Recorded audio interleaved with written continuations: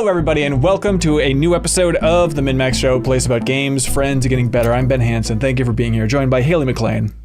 Hi. We got a big crew out of the gate. We got Leo Vader. Yes, right. And then on Team Fantasy, we have Jacob Geller. I'm the sci-fi one, Ben. Oh, hell. Then we got Jeff Lemire. Hello, And- I'm Fantasy, I guess. Yep. Don't you dare talk over me. Oh, Christ! Out of the gate. Janet Garcia is also here to talk split fiction. Welcome, Janet. Hello. Janet feels like a sci-fi queen. Nah, I'd be fantasy. God, She'd be fantasy. God, You don't know any of us. Do you even know who you work with? This is really failing. Hey, on this episode of the podcast, we're talking about a ton. We're talking about Pokemon Legends Z to A. We're covering it all, baby. The reveal of gameplay happened right when we were launching the podcast last week, so we're going to talk about that. We're going to be talking about Lost Records, Bloom and Rage from Don't Nod, the original developers of Life is Strange, of course. We're talking about the long rumored, now confirmed, Tony Hawk's Pro Skater 3 and 4 is coming out. We'll be talking about that. 2 Point Museum I'm excited to talk about. And everybody on the internet, if you are on fire currently, in the comments section, pour a big bucket of water over your head and hear the sound that it makes, because we're talking about Kingdom Come Deliverance 2 on this very episode of the podcast. Just in a moosh. We'll be talking about it more in the future, but we're going to dabble in Kingdom Come Deliverance 2 so everyone can breathe a heavy sigh of relief. And heads up, in the future, believe it or not, we're going to be talking about a game called Merchants of Rosewall, which you might say, I don't know that game. What is this game? This is a game that Suriel Vasquez, former co-host, cohort at MinnMax here, he was the narrative lead on. So shout out to Suriel for launching his first game. You know, he left MinnMax years ago to get into consulting and game development, and here's like the first big giant fruit from that effort here. So you can check out Merchants of Rosewall on Steam. Eat it. I presume. Yeah, but it'll be fun to talk about that game more in the future. But shout out to Suriel Vasquez for launching Merchants of Rosewall and that entire team over there. Also, quick heads up as well, before we dive into the good meat of this here episode is, thank you for watching on YouTube. Thank you for listening on your favorite podcast app to the MinnMax Show. We do have on Instagram a daily update. A daily behind-the-scenes video update on everything we're working on here at MinnMax. You know, we're supported by everybody on Patreon, so I think it's only fair to give you a rundown of here's what we're doing today, here's what we're working on behind the scenes, here's what's happening. So we'd appreciate it if you give us a follow over there on Instagram. It's MinnMax Show, at MinnMax Show on Instagram. And there is a post up on Instagram right now, everybody, with some pictures of me skydiving. Weird thing to post on there, but leave a comment on those pictures of me skydiving. I'm going to look at this. And you will get, you will be in the running to win a code for Airborne Kingdom from the developer The Wandering Band. We have 10 Steam codes to give away for this. They describe it as an open world RPG city builder. A little bit of a sim, but you're building a flying city and then flying around the world. It's getting good reviews on Steam there, so we have 10 Steam codes to give away. All you have to do, give us a follow on Instagram at MinnMax Show. Leave a comment on the picture of me jumping out of the Airborne, coming back to the Kingdom of Minnesota. So leave a comment there, and you're in the running to win a game code for Airborne Kingdom. Check it out. Should we do MinnMax skydiving? I would love to. I would get myself to Minnesota if we were doing a collective. And he'd jump out of the plane as it flew over me. Yeah. I pitched it at some point, and my memory of the meeting was it was met with a hell no, shut up. But then again, like the MinnMax crew rotates all the time. So maybe now there's 9 skydivers amongst us. I don't know, man. Like Leo. Your math is right there. Yeah. I'm sure I wasn't there because I would be down for that. Really? Okay. It'd be a pretty good Patreon The goal. ultimate charge shot. Like we sacrificed like That's 7 new show plus. Yeah. Is it just jumping in that icy hole in the lake, Leo, kind of charged you up and you feel like you can do anything now? No, since I've been a kid, it's like a bucket list thing. Really? Just to experience it. Yeah. What if you have to parachute into the ice hole? That's what I was thinking. It's like Assassin's Creed. Like if you went into the water, you're okay. Yeah. I've been thinking about jumping in that ice hole every single day, Leo, since we did it. And I keep thinking about like, it wasn't that bad, right? It was not as bad as you think it's going to be.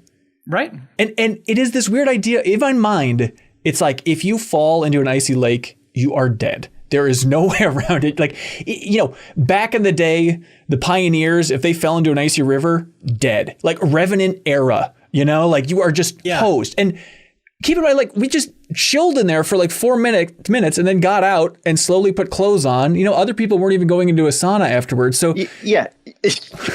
You had shoes on and a you were ladder. skipping the part about the mobile sauna that they didn't have. But and it being 4 feet deep, still water. Okay, the still water 4 feet deep, sure. But there were plenty of Minnesotans there that were just getting and then getting out and then just like getting in their car, and going driving into away. their car with heaters. They probably had the heat on, but I'm just saying if Revenant era people just chilled out, they would have been fine and not It died. has to be better their than the problem. olden times so bad.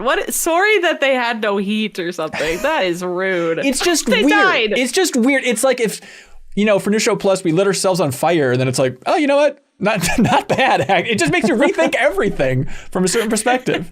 Ian points out if your It makes clothes you are wet, rethink everything. then you're from a boned. perspective. Yeah. The Having wet clothes is like the reason people die. Yeah, You're so probably right. those people in the quote Revenant era, they should have just stripped all of their clothes off as they were falling in, and then they could dry Before off they when accidentally they got fell out. in. Right. It ain't hard. Split Fiction, the new Hazelight game. Co-op is all hell. The follow-up did Takes Two. It won the Game Awards for Game of the Year back in 2020, if you recall. Joseph Ferris and the gang. Split Fiction's out now. Lay of the land. I am halfway through Split Fiction. If you're watching this on YouTube or listening to this, you can check out our YouTube channel. We have the first half of my old best friend Ronnie and I playing through it in the MinnMax studio together. So that Let's Play, the first half of it is up on YouTube right now if you want to check it. So that's where I'm at. Haley, where are you at with old Split Fiction? I finished it. Sweet. Leo? Yeah. A mere 4 hours. Okay. Jacob? I don't know how long it is, but I'm like 6 hours in. Okay. Yeah, I think we're probably around the same area then. I think it's supposed to be between like 12 and 14 is what Joseph Ferris said anyways. But Well, I heard him say that. I watched the interview, but I don't know how long it's going to be for me. I get it. Yeah. Jeffem? Be it 100% dough. Jeez. Wow. And Janet? Yeah, I beat it. I'm not doing that platinum. It's hell. It's not hell. doing that. I'm not 100% in terms of like the actual levels and side stories, not... Yeah, me too. I'm Yeah, not- okay. I'm not I doing also a 100% in it. Me too. Minus the Platinum parts that you didn't crazy? do. There you go, guys. Yeah. You gotta be your own advocates here. That's right. Yeah, the 100% is whatever we say it is. 100% of what I done want with to it. do. Yeah. Yeah, I just I 100% played everything that was in that game. This is and so I don't getting go to for the trophies. end and an uninteresting part of, rather, what will be an interesting conversations. But the platinum, yeah, it's like sit at every bench. Like, screw you, man. Get out of here. And then there's also like a level where it's like you have to pass a bomb back and forth. Yes. And it's like, do that without failing. I'm like, Oh, no. what? Oh, no. That I would part not was like to do hard that. as hell. It was. See you later. Okay, why don't you just not make a platinum instead of making a jerk one? All right, please. Yeah, how's everybody feeling about Split Fiction?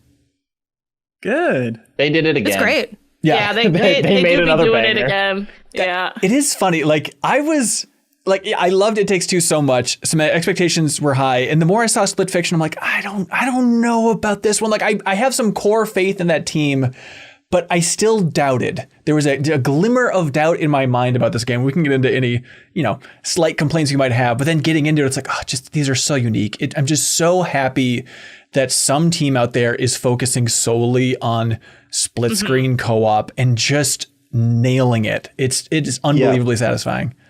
When we had a conversation about it earlier before it came out, I think the big thing that we were like, how many unique things are they actually going to be able to come up with like kind of a more grounded setting, I mean, even though it's still fiction, sci-fi, fantasy or whatever, but like how much can they actually do? And then it was like, every 10 minutes they're going to do something different and like wildly different. Like I think the first level, as you're going through, it's mostly just you're doing the same platforming run as you're kind of learning the controls.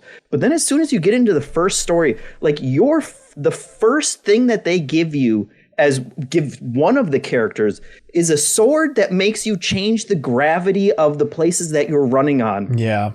And the rest of the level is still like platforming challenges, except someone's on a different like vertical plane like the entire time and you're interacting back and forth. As soon as that started happening, I was like, oh man, this like I underestimated how creative and to go into that as like your first thing, that feels like you should be, 80% of the way through the game, and then like, okay, now we're going to throw warping your perspective and like which plane you're running on. And like, that was the first thing that they did. Yeah, it is so funny. Like at this point in gaming, there's a part of me, a cynical, terrible part of me that needs to be squashed out and destroyed of just like, you think we'd be sick of playing with gravity. You think even Mario Galaxy would kind of get it out of our system. Then every time a game does, it's like, this rules. And specifically, like the thing that really gets me is when one character is like up running on the wall, the other character is running on the quote unquote ground. But then when you're like moving different levers and stuff to create like swinging and grappling, and you're seeing the other character like swing on a grapple on a different plane of gravity than you, it's like, God, this is so cool. This is so creative and fun. It makes your brain feel crazy just to see those visuals happening, even if all you were doing was passively watching someone else do something cool. Yeah, it's like just as fun to watch it happen. I mean, there are probably halfway through the game or wherever I am, there are like 3 or 4 levels I've played where I've been like, this would be the best level in any other game. You know, Right, it does feel like it's, and I felt similarly about It Takes Two, but I did think that it kind of played it a little chill for longer, where like the really good stuff in It Takes Two started about halfway through, you know, when it like really started getting wild about like the different situations that they were putting people in. And just like right off the bat, the complexity of the level design and like the things that you're having to cooperate to do are so not obvious. You know, it's like they got all the easy stuff out of the way in It Takes Two. And so now almost everything is like really weird sequences of like both people doing kind of unorthodox things in conjunction to get through. And it like, yeah, it's just like none of it seems, I mean, like the most basic thing that I've done is like, okay, people have like different colored guns and they can shoot different colored targets. But even then, they find ways of using those in ways that I would never have considered and have never done something like in a game before. And you know what's a really great sign is I picked sci-fi character, Mio, and Marie's playing the fantasy one.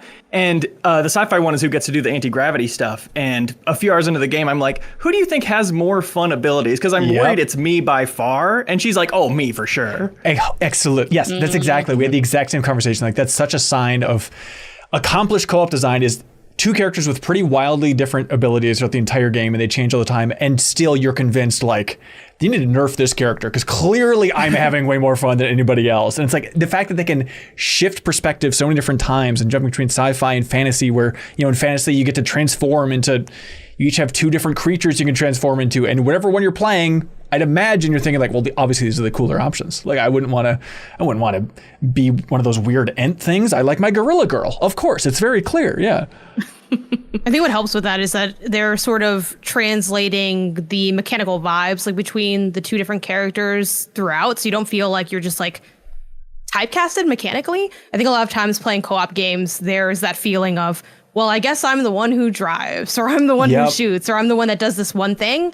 And often you don't really sign up for that either, so you're kind of just like stuck with it. I think they do a good job swapping them in ways that are subtle. Obviously something like driving, you kind of know when you're driving, right? If you're maneuvering a vehicle. But I think, like Jacob said, playing with common goals, like move an orb into something, but in unexpected ways. I think this is a diagonally better game than It Takes Two. I'm kind of low-key an It Takes Two hater. I think I think the way they sort of tossed took genre and sort of tossed it all over the place and said like, are you pleased? I'm like, a little bit. I think it kind of wore thin more so than it does in this game. But this game still feels like a smidge too long to me. Like there was a point where I'm like, and now we're almost done. And they were like, you're almost done. I'm like, well, I'm not going to go to sleep until I finish it now. You know, you get to that point of a title. But I think they do a great job making it feel more fresh and more unique because it leans so much more into level design. Well, I think It Takes Two, a lot of its delight and surprise was the way it invoked different genres, which this still has genre invocation, but it mashes that up alongside level design in a way that does make the familiar feel novel, even though you're like, oh, this is, you know, and I think they're also invoking specific games as well, like Donkey Kong. I just saw a lot of people drawing parallels as like a level that's very reminiscent of that. And that sort of broadens things a little bit where you have more to gawk at than like, now I'm playing a fighting game. yay, which was kind of It Takes Two's main surprise. So I enjoyed this one more personally. Yeah, it's I do think the art was maybe better in It Takes Two. 100%. I would agree. A few hours in, at least, everything has felt pretty like standard sci-fi world or standard fantasy world, and I'm curious how that changes. And maybe this is too far in the... I think we can chalk that up to you are stuck in the heads of two writers who suck at writing, which is part of the storyline for the game. So maybe it makes sense. So the writing's bad to be in lore. That's actually it is. It's like, God, is the fact that they are such idiots like important to the story and our understanding? How dare you? It felt important. It's about a writer who's 30 years old who's never considered that when she writes things, some of it could come from her personal life. That's like a mean plot point. Yeah. It is. Yeah, that is. So the premise, is it's like it's two writers and they're trapped in some wacky technology with evil executive trying to absorb all their ideas because he just can't come up with ideas anywhere else. I could It's not about AI. Not about AI. No, It's not about AI. I couldn't stand the he's gonna suck out our ideas. I'm like, sue him. Like, what are you, lawyer? Yeah, the lawyers. You're not- out of just it. your lawyer ChatGPT, bias, Haley. Yeah. Attorney. Jeez, it's like you have the proof. He's got a sucking ideas machine. Just take that picture of that to court and you win. I don't know. I mean, The Zoom call is literally, on. Haley, They're like, that you're is not not sucking how the it ideas works. out well enough. No, there is like the part, where it's like, hey, I'm noticing some subtext in your story. And it's like, what are you talking about? And it's like, I think that premise is, you could really go off the deep end. And it's very much on the, let's keep it simple and clean so far, at least halfway through. Maybe by the end, it really goes and leans into a big way. But it's like, it's a blockbuster approach to, I'm noticing some subtext in your story. Like you could have really, I think, seeded a lot more subtlety and really gotten into it if these are actually the worlds created by these authors. Maybe by the ending, they lean into that a little bit more. I'm curious for people who beat it, or if it is always that kind of surface level, writers. I do think, in defense of the cynic girl who says, I never thought, she is lying. And I think that is pretty clear that like she does put herself into stories and is just like, I'm distant. So they're just very like capital A archetypal characters. Yes. To the point where like I played this with my fiance and we would say the lines we thought they would say before they said them. Yeah. And we were either dead on correct or very, very close. We guessed almost every plot point, everything that was like meant to be. Isn't the scene moving? I'm like, I mean, you put up a scenario that is inherently sad, but I don't feel sad watching it. I feel like I want to get back to playing. But I think it is still relegated enough that it doesn't impede on my experience with the gameplay. While like with me and It Takes Two, like I felt like the story was more at the forefront. I also thought the story was bad, and that did kind of impede my enjoyment of It Takes Two. Yeah.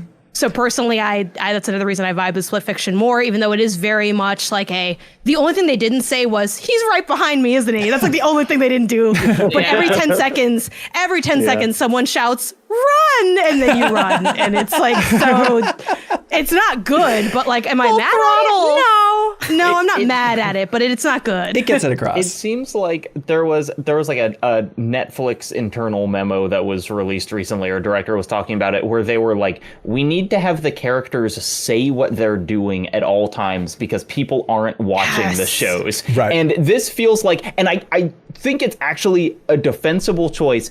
You are playing with your friend. You are going to be talking through all the cutscenes 100%. with your friend. And so we just can't be too subtle because we know you're only half paying attention while you're not playing, And so it's like, I think they made a choice to be like, let's be big and obvious because the structure of the game means you're just not going to be looking at it that much. But on the other hand, that makes the story kind of obvious and dumb. I agree that the story's the worst part of the game, but it's like the part that was annoying me for like the first third or maybe half is just Mio is just like such a wet blanket, and they're doing that to set it up that she's going to have a change of heart and they're going to become BFFs and blah blah blah blah blah. But it's like that's just not fun to play a co-op game where the two co-op partners are constantly complaining about each other, which I'm glad they finally got out of that. But like the rest of, for as dumb as plot points were, like I'm more than happy to play a team up where you go and kick a stupid asshole CEO's ass and like right and it does everything that that it's going to do, and it's like all of the emotional plot points are very well telegraphed, and it's kind of like I don't know. I'm not gonna complain too much about like a feel good kind of story that doesn't get in the way that much of the gameplay. 100%. Goes where you want it to go anyway. Yep. The side content is like some of the most stellar side. Like this is what I'm talking about when I'm saying games can have good side content. It doesn't have to be wet. It's so good. It is genuinely. The rest of the game is totally great. Like if you only played the main line, I think you still played a great video game. But genuinely, like my favorite part of the game is the side content. I think one of the side levels has possibly the greatest boss in a 3D platformer. Like, can you give a just hint? Really well constructed of what it is, so that people like know what I'm referring to. The one of the I don't know. I don't really want to give away any of the elements, even though I don't think they're that like shocking. But like one cool thing they do in some of the side stuff is they're either unfinished ideas or ideas they had a really long time ago. So it's one of their older stories. Right. And I just think that boss is a great example of tying. And I think it's also where it's like, where I do wish Swift Fishing did a little bit more of tying like lore with mechanics in a way that feels like, is it really going wildly in depth? No, but it's genuine and it's interesting and it's different and it's insightful and it's fun to play and it's unique in what's, they do fall victim to a lot of rings. I thought of Kyle Hilliard many times when I was playing this game. You got to jump over rings. But that boss in particular, I thought was so creative, had a really interesting and innovative moveset, was really thrilling. Like it really shined in a way that I think is difficult to do in the genre where it's a lot of jump on the big X, it's like, all right, I don't know. Did you do the side one with the sun? Yes. Like that has been my highlight of the game so far, of just like the end of that level and like me and my friend playing it together, realizing like what it wants us to do. Yeah. We were just like, oh yeah, it's the amazing thing. And every side level, it's like, oh my God, I can't believe this is just side content, because there's like big new mechanics. Suddenly we're wakeboarding behind this thing. It's just, this seems like a ton of work just for the side thing. And it's kind of the magic, I think, over the overall game that I'm still trying to wrap my mind around, is that idea of, it's like, hey, there's side content, do it or don't. You're not going to get some collectible, you're not going to get some achievement by doing it. It's just go in there and have fun for the sake of having fun with some new mechanics. And that's kind of the magic of the entire game, is just this wild idea of like, there's no RPG progression, there's no stupid unlockables, there's no waves of enemies, you're not upgrading moves. It's just the purest form of game design, of platforming-ish fun for the sake of fun. And it's such a unique feeling in the game space these days. I mean, any other studio makes this game and you're going to have basic combat mechanics, you're going to have basic upgrade trees, you're going to have skills, everything like that. But just, no, enjoy it because games are fun, end of story. And the fact that these games, who knows how this one will do? Probably pretty well. But so far, these games have been that successful based on just that simplicity and purity. That's the part that just feels like we need to be very thankful that this team exists, Mm-hmm. I find it comforting that if there ever was a section where I was like, I don't love this gameplay, it's like, wait 15 minutes and it'll be totally different. Like that always, because there definitely was I've played it with my best friend, and there's definitely a few times where we're like, this is a low point. It's like, I can't wait to see what's next. Like you never ding it for it because you know it's going to switch up immediately anyways. You can just say Monkey King. It's fine. We all know exactly what you mean. Get the idea. Yeah. I was shockingly bad at that also. I'm like, I keep messing it up. I'm like, how hard do I have to press the stick? I don't know. I'm going left. They're throwing monkeys at me left and right. There are like rough patches in terms of both pacing and sometimes you'll just get like stuck. There was one point where my wife and I totally got stuck for like 10 minutes. We couldn't figure out where we were supposed to go, and the answer was just like, do a wall run on the wall that's there, and that gives you like the length, like the extra length that you needed to make this one random jump. And it's just like, but it wasn't telegraphed in ways that most games, telegraph that to death with like yellow paint or whatever. And it's just like you can see as we were playing through, you could see like this was a little rough. This could have been like more clearly executed, but that's just like the trade-off of doing something different every 10 minutes. And yeah. And it wasn't anything too vital. And like being stuck with another person is more fun than being stuck by yourself. There was a part where there was like a puzzle that I couldn't solve, and my friend and I were like talking through it, and then we figured it out, and I was like, that was way more engaging than if I power of was the only friendship. person who couldn't solve that puzzle. Yeah. And it's so cool just how many moments there are of, and it shouldn't be this satisfying. Again, in 2025, but just the idea of like, hey, can you see me? Can you see what I'm doing over there on your screen? Like, I'm way off over here. Can you see me over now? Like, that's such a cool idea, just having those moments where it's still I exciting. just look on the other side. I guess so, but it's just fun to be like, oh, look, we're interacting in this weird way. Or like, there's one section where kind of one person kind of sort of ceases to be. And it's like, this is such a cool idea for you Yeah, like I love that manipulating part. the world in this different kind of way. It's just to still get like a real thrill out of a new co-op experience now is just so cool. I don't know about you guys, but I found the sci-fi sections got a little samey after. Like the fantasy sections always felt completely spunky and visually Fantasy's better than different. sci-fi. I know. But like my friend and I kept kind of joking, like, "Oh wow, gray crates!" Like we kind of got a little bit bored of that kind of visual. And then to go to the fantasy where it would be like, I don't want to spoil anything, but just like intensely different environments that are all distinctly different and obviously different. It was a lot of like, but the outside of the window looks a little different on this gray space area. That's so funny because we were the exact opposite of like, and I think that's kind of the fun of the game is like, I don't know how much I really care about the sci-fi versus fantasy premise, but then when I'm locked in as the sci-fi lady and Ronnie's locked in as the fantasy guy, like I had a lot of fun. I don't know if you all fall into this trap too of like dunking on the other player for their levels, like cool fantasy level, more hay bales, waka waka, oh, rickety wooden platforms, how neat. So I am 100% I didn't do that because I convinced. liked who I played with, but that's just me. Yeah. We were at each other's throats, but I was convinced that like I think sci-fi so far halfway through the game is like that they're way better levels than fantasy. So it's funny to have that opposite. Kicks No, I sci-fi's think butt. fantasy. Interesting. But mostly I was just distracted by the fact that Mio looks exactly like me. That really took me out of it. Is everyone else convinced that your levels are better? Is this also a trick that the game is playing based on bias? I didn't think of them as my levels only because we play both of them.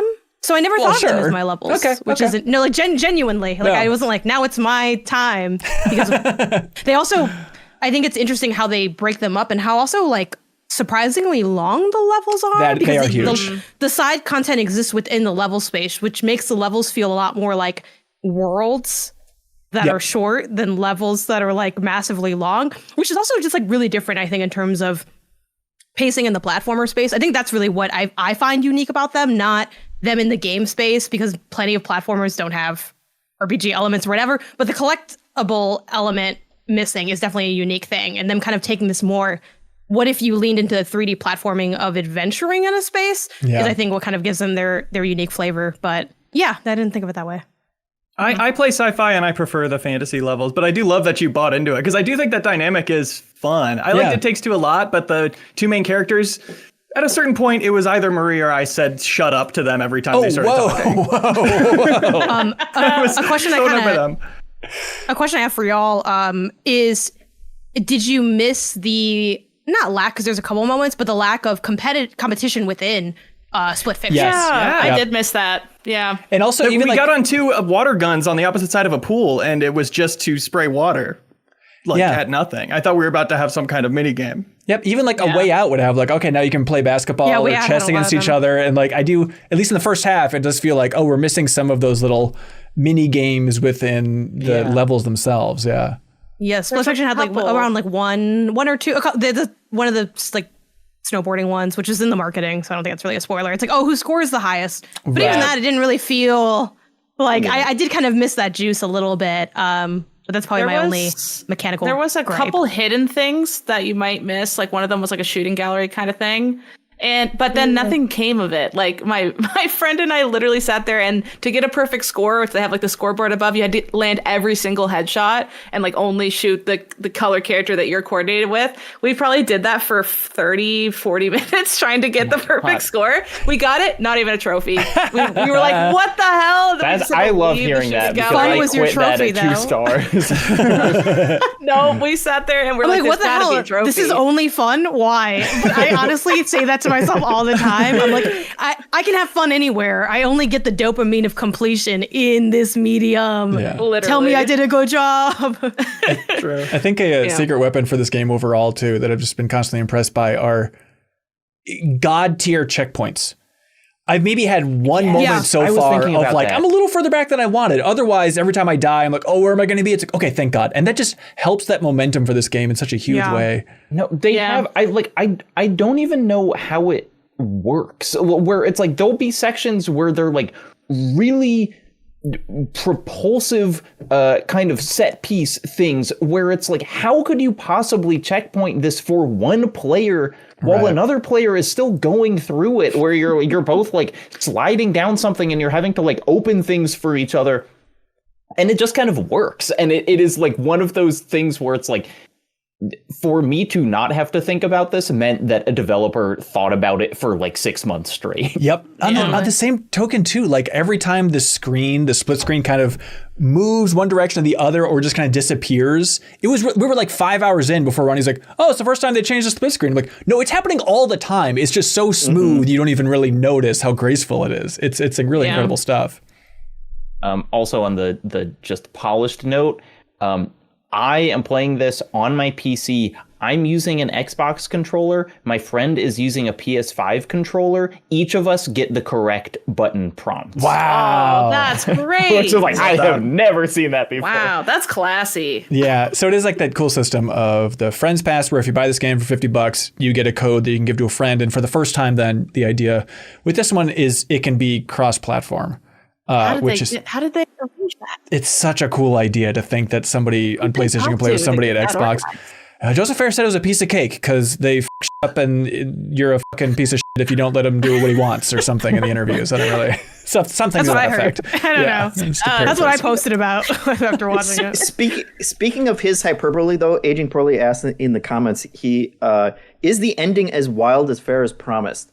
And yes, 100%. It is. Like, God damn it, he's done it again. Yeah. The final mission, I was playing it, and I was like, I don't know how they're doing this. Like, I literally do not understand the technology that is going into how they are doing this. Whoa. I don't want to be on tour, but I can tell the three of you have been f***ed. Like, it's so clear. Big time. Exactly as promised. Yeah. Yeah. Didn't even get wined and dined. Damn. It was, At the end of that game. It was really cool. It's tough for me because honestly, I previewed this before TGAs and I saw part of that. Of the ending stuff? It's Okay. hard. Interesting. Yeah. Yeah. It was the part that was shown to me where he's like, you can't say that you saw this, but I'm showing you guys this so that you know the game is good, essentially. And I was like, and honestly, I was like, oh, that part really cooked. And then, there's other elements, of course, that were enjoyable, but yeah, they do some, even with me having seen a piece of, I forgot if it's the final level or one of the final levels, it's definitely still had intrigue even once you get there, because even within that, there's like evolution. But I'm not sure. I have to go back and rewatch how wild he claimed it would be. It's good. It's very good. Okay. Yeah, I mean, my eyes did not melt, but it's very good. It's the kind of thing I played through with my wife, and she thought it was fine, but I was like, no, but like on a technical level, like, it's insane. Yeah. However this is working, I don't understand how it's working. And it's just the kind of thing that like didn't occur to her of like, this would be a hard thing to do. Right. But, I mean, also, who knows how many, contractors they had and stuff outside. But, Joseph Ayers, they say that the team at Hazelight is around 80 people, which is still wildly impressive that a team of that relatively small size in the game industry can create a game like this. And even though I agree with Leo that the art style in this game is just less kind of fun than it takes to, but it is just like, they could have made the character's skin like better rendered and they didn't, and I don't care. That it is just kind of like, thank God they kind of stopped. They chose a threshold of graphical quality that they wanted to hit, and the game looks great. And then the things that I'm doing in it are so exciting that it is just that kind of like it. If the only thing that you get by having 500 people instead of 80 people is like better light rendering or something, I'm just like, I don't need it. This is as good as it needs to be. Yeah, if those explosions would look so much better. Just imagine, Jacob. And they were looking good. I mean, I feel spoiled by how good this game looks too. Yeah. Like, honestly, it's like usually a game will have really innovative gameplay and it's like, oh, it's a little rough around the edges. Whatever, this gameplay's great, but like everything looks great. Even if I thought some of the environments were samey, it's still really high fidelity. Everything looks great. Everything's lighted nice. Yeah, and the frame rate is just rock solid at 60 or whatever, and like that made a big difference because my wife gets motion sickness very easily, and I was worried that like split screen two people, she would kind of go ugh every time it would like split back out to two people, but she never she didn't have any kind of problems with nausea or anything like that. It's just it runs really well. Yeah. This is a really specific thing too, but at the very end of the big crazy sequence at the end, which I went into that being like, I hope it's good enough because he was hyping it up and I honestly thought it was good enough. I was like, damn, nice. All right, it was good enough. There was one specific part of it that I think is very similar to, and I won't spoil anything, to a gameplay mechanic that's already patented by another similar mid-sized studio that I happen to know is patented. Ooh. And I would love to know if they thought about that and didn't care or just didn't know to think about it and it's in there. But I love that that's in there because I dare somebody. I dare that other studio. I dare them to try to sue them over that. How annoying will they look? Like the big crescendo at the end of a game that's already Game of the Year contender talk. That's not from a big corp, but from like a mid-sized thing. So it seemed like you were punching down. I dare you to sue them. I just love seeing that because it just means like, who cares? Just put it in there. Screw you guys. And that's a lawyer saying, who cares? Go for it. I feel like they're listening right now, not legal sweating. The PR team is like, oh my God. Like, we got to get the podcast. I'd say what the patent is, but it would spoil what the cool gameplay is. Yeah, sure. If you want to know more, DM me on Blue Sky, I guess. I don't know. Yeah. Don't do that. No, Leo, I know. Yeah, don't tell him, Haley. We talked a lot about this when we were planning for like the rapid fire with Joseph Harris and stuff that's up there. And like, you can't take this to the bank, but like, he seems like an intense personality, this Joseph Ferris fellow who's been leading Hazelight here. But, it's one of those things that anecdotally heard from people working on the team that like, we love this team. We think it's great. We're super happy at Hazelight, and it's like, it's not like they're secretly in a sweatshop to crank these things out under his auteur vision. Granted, you don't know the full story. You never know exactly what's going on in the studio because a couple people were like, hey, this place rules, but like, it's nice to hear that they are just this relatively small team cranking out these, just the specificity, just the fact that they're like lining up their sniper shot for like narrative-based co-op experience. And then just once every 4 years, they just nail it perfectly. It's unbelievable. And it is, you talked a lot in the interview about It Takes Two selling 20 million copies. Right. And it is. I think it's 24. It's actually 27 now, Leo. Yeah. Oh, nice. In the years since, it's like I have talked to so many people who like are not gamers, but they're like, yeah, we played It Takes Two. It really has broken through in a way that few games that aren't Mario Kart break through. And I hope that, honestly, I think It Takes Two is such a perfect title that I worry that like Split Fiction is just kind of less memorable. But I hope that all of those people who played it play this, because I think if you're looking for like an activity to do with a partner or a friend or whatever, there are no other games being made that offer this set of experiences. Totally. It is, I think, forever going to be a really interesting, fun companion piece to It Takes Two. They really feel like a pair. A Way Out, little bit different, little more learning curve. I like a Way Out a lot, but it does feel like this is forever intertwined with It Takes Two. And I still like It Takes Two more. A lot of that is from, I liked the oddity of a story about divorce. It's like, I never played that in a game before. And you go back and look at footage of It Takes Two and like, I think you forget how good that game looks artistically. It has a real style to it that I really, really appreciate. But that being said, I still think Split Fiction is incredible so far. A Way Out's my favorite. Ooh, the oddball choice. I like it. I can dig it. Yeah, it's not as like easy of a mechanical sell because I feel like it's less mechanically impressive, but I think it has like a stronger cohesion and narrative. Like that story had an impact on me and was interesting in a way that these just haven't been as much. But yeah, I can see it. Well, there you go. Split Fiction. I mean, do we think this is going to be a Game of the Year contender? Or is it just, hey, it's more It Takes Two. It turns out it's freaking awesome. It's a game that everyone played that's good. That's automatic for Keely's thing? For everybody. Sure. MinnMax or Keely?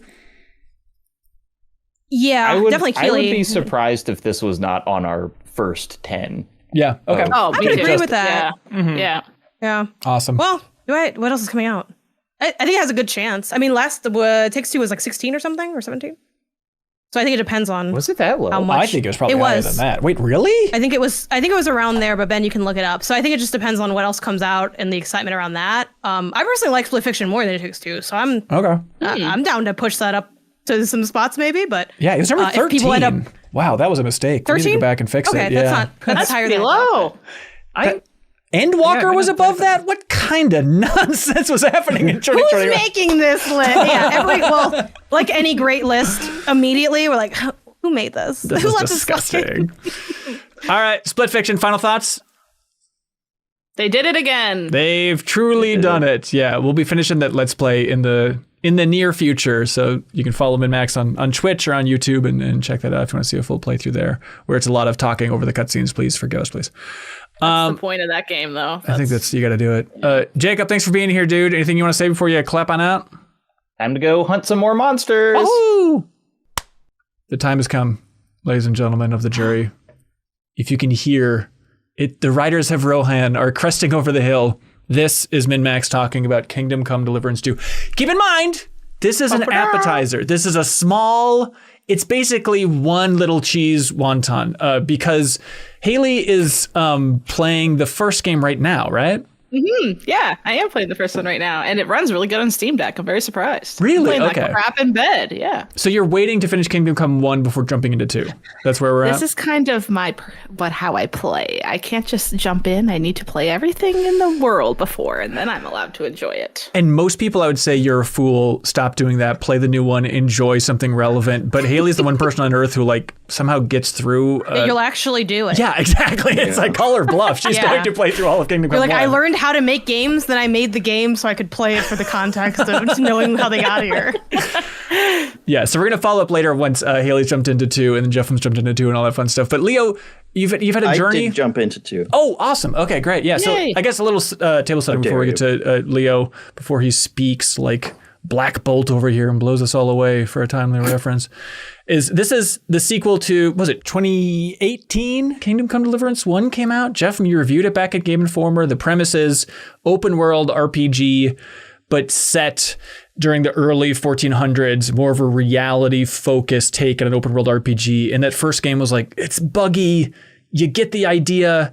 And then the groundswell of cult classics have just built up around Kingdom Come Deliverance 1 to the point now that it's sold a ton. And then Kingdom Come Deliverance 2 came out and it has sold millions. And it seems like it is just a huge leap up in every way.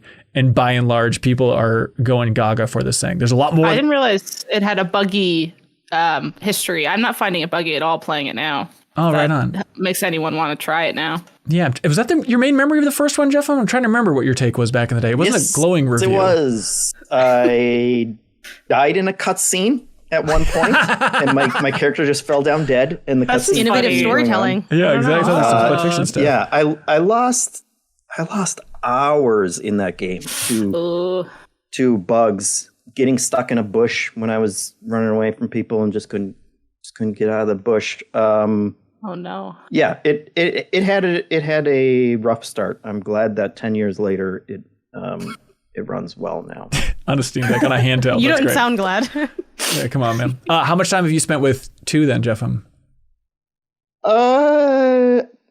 You could say I completed my playthrough. Because Interesting. I am through playing it. Okay. Jeff Resident this arc. I love this. It was a couple hours. It was The opening cutscene. I think the game has a very slow start. I'm not saying it's a bad game. I'm sure it's great if you want to commit your time to doing everything that it is trying to do. But like it's a lot of dialogue and tutorials up front in the beginning. Lots of story, which is great. I think the story is the thing that I remember most fondly about the first game, and I think that they do a good job here. Like I played through that. I got to, you make this little camp. You have to feed your dog. That's a whole mission. Then you practice sword fighting with a guy, and in that first sword fight, the game froze to heck, and like my Xbox crashed, And when I restarted it, at first there wasn't a continue option, and I was like, "Oh fuck you!" I just lost, and that was like the first wave hitting me of like, "Oh, I remember that this is what I went through reviewing that first game," and it actually like I selected the new game, and it was actually there must be like some kind of backup saving going on where it took me back to the camp, and I only had to replay like half an hour instead of like the whole thing to get back to that. But it was like I hope that was a one in a million crash and that this game runs better. But the fact that it was the first like tutorial fight that it crashed was not a good sign. I played a little bit after that, and like those first couple hours, they do not mind putting you in situations where it is very easy for you to die against people who are armed when you are not, or when you are under like just like not up to snuff yet with the fighting mechanics. And I replayed one several times. You end up in the shack in like the early hours, and there are two guys there that come to kind of interrogate you about what's going on. And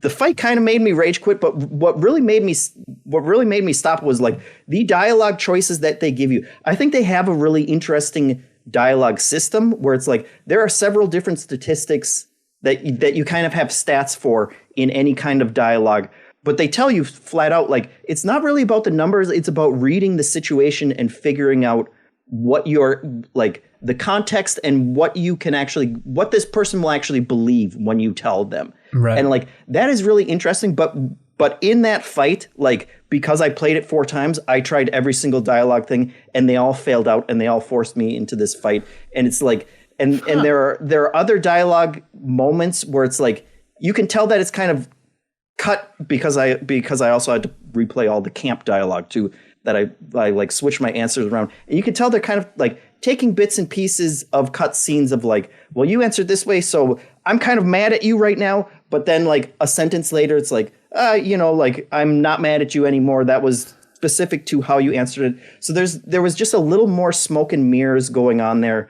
with the dialogue system that I was like, yeah, I don't, because you kept seeing the same dialogue over and over again. And also the other part that got me was like after that first crash, I was like, okay, that's on me.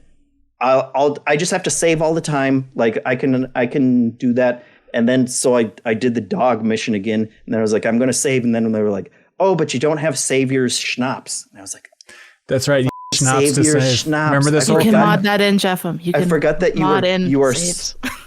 Well, I'm on Xbox, Haley, so that doesn't do me any good. You can save and quit when you're done playing. You can save wherever and come right back to it. You can save and quit, which I suppose you could do like every 5 minutes, and maybe that would create.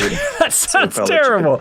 It's just they want to have so these are the reasons I have stopped playing. I do not want to make that sound like it's a bad game. Like I appreciate that they are going so hard as they are at this idea that they have, and that's what made the first game popular in the first place. Like they really want to kind of immerse you in this world that they have created. It is a hard and rough world, and I really appreciate the fact that you play as, Henry. Just like he's just this random guy. He's not a hero. He doesn't end up being king at the end of the first game. Spoilers for Haley, but it's just like you just kind of get swept up in these wars that are going on, and it's your like story that you kind of flesh out as you go around, and everything is really grounded. And I do appreciate some of those things. I appreciate some of the like how in depth that they go with some systems. Like you have to worry about how dirty your clothes are, and if you like kill someone and take their clothes, there's blood on them, and that's going to affect how people see. But you can like go to the river and wash them, or go to a basin and wash them, and that will get rid of them. It like there are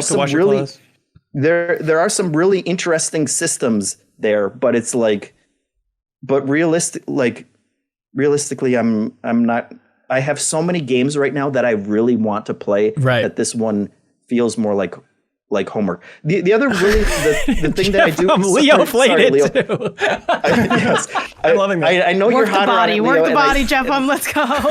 Like the one other props that I do want to get is like I really appreciate their approach to storytelling, and like not just in terms of the story that they're trying to tell, but they have like a cinematic quality to it, and you can tell that they really think about like how they are presenting story, like how they are, you know, like framing cutscenes, and like early on in the game, you're like injured because you fell down a mountain, and you're kind of getting dragged through a forest by a friend, and like it's not actual gameplay, but you are like seeing these people coming at you, and it's actually flashbacks from the first game when your village was raided and everybody was murdered. And it's like they're weaving it in a more nuanced storytelling than you get in a lot of these open world games. And I think like when I started playing, before I got annoyed by everything, it was like, oh, that, you know, like these are the things that I did enjoy about the first game.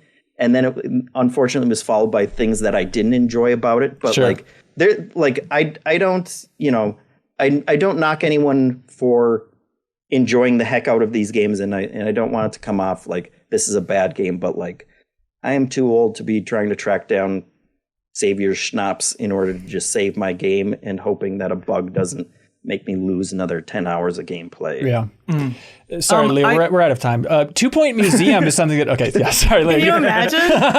What a hilarious prank. Bumped. The speech thing is really interesting because I did avoid a fight in that early interaction with the two guards. At the old lady's shack? Yeah. I didn't have to fight them, and I wouldn't be able to tell you how, because it is intentionally vague, not just how you're dressed, informing whether people are going to believe you, but like, you know, it makes some allusion to they're not going to believe you're noble if you're dirty, which of course this game has you getting really dirty. And that being a mechanic, and everybody responds. Everybody says, "Here goes the stink guy walking by" when you haven't taken a bath in a while. I love that. But yeah, that's something I kind of had to let go of pretty early. Was the like, I'm gonna be able to figure out the right answer to these things. It's like it's intense. It's so deep and so numbers based, but in a way that's pretty obfuscated.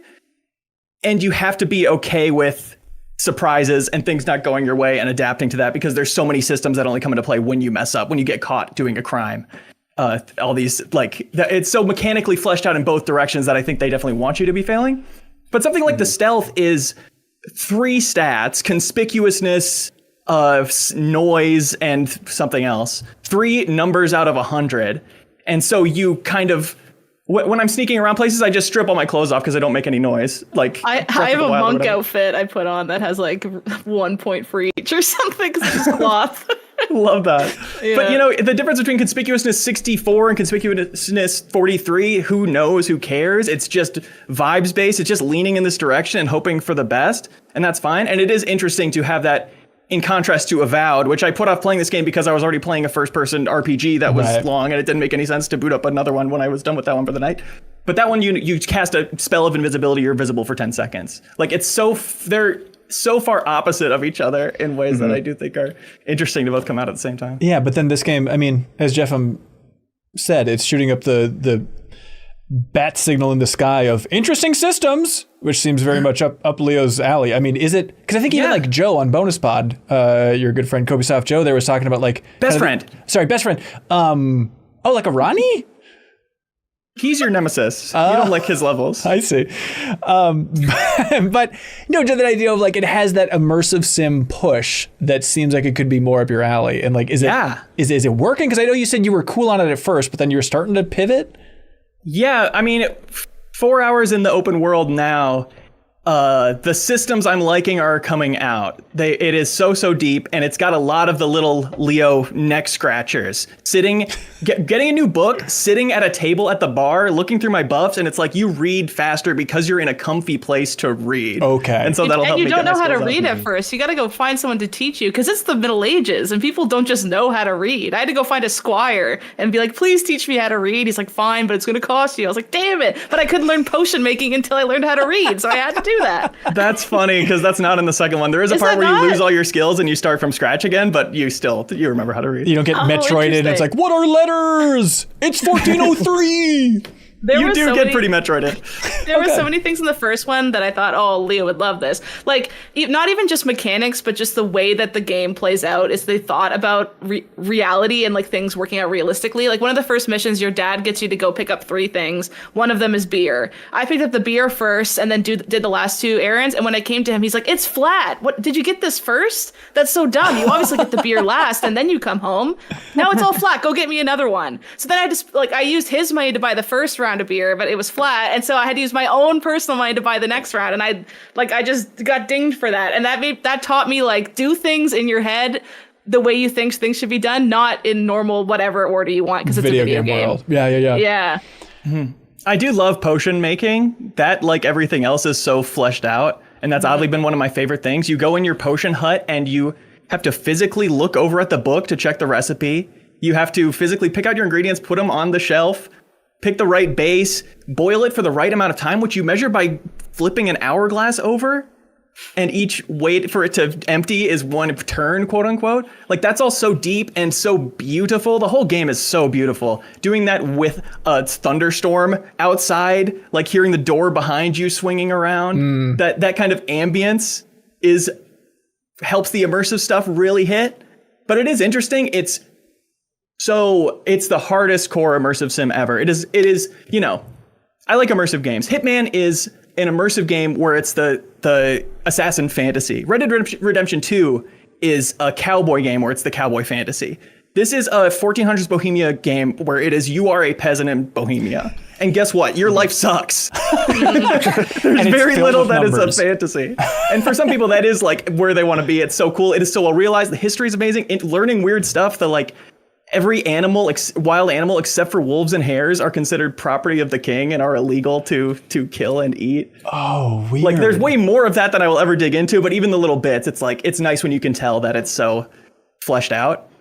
But it is past my level. I do find I need some comfort. I need some narrowness in delivering the fun of it to me. And the flat out, the most immersive sim possible, it's hard for me to find my own fun in that. And I feel restricted by certain things that are just always going to be a part of it. Crimes being so punishing. You spend a day getting whipped in the stockades and then you get let out and you have a debuff for another day where you can't move as fast. Which it being a perfectly immersive sim, Hitman, again, it's like a point ding to kill a witness. Right. In this game, it's realistic. If you leave a witness alive, they'll report your crime. Eventually you might be found. People will try to fight you. But you can just kill the witness and then who knows that you did it? Yeah. Nobody. And I find that that's when my morals go out the window. It's like, well, I'll just knock everybody out and snap their neck on the ground. I'm just a no one's ever serial thought to do killer this in this before. game.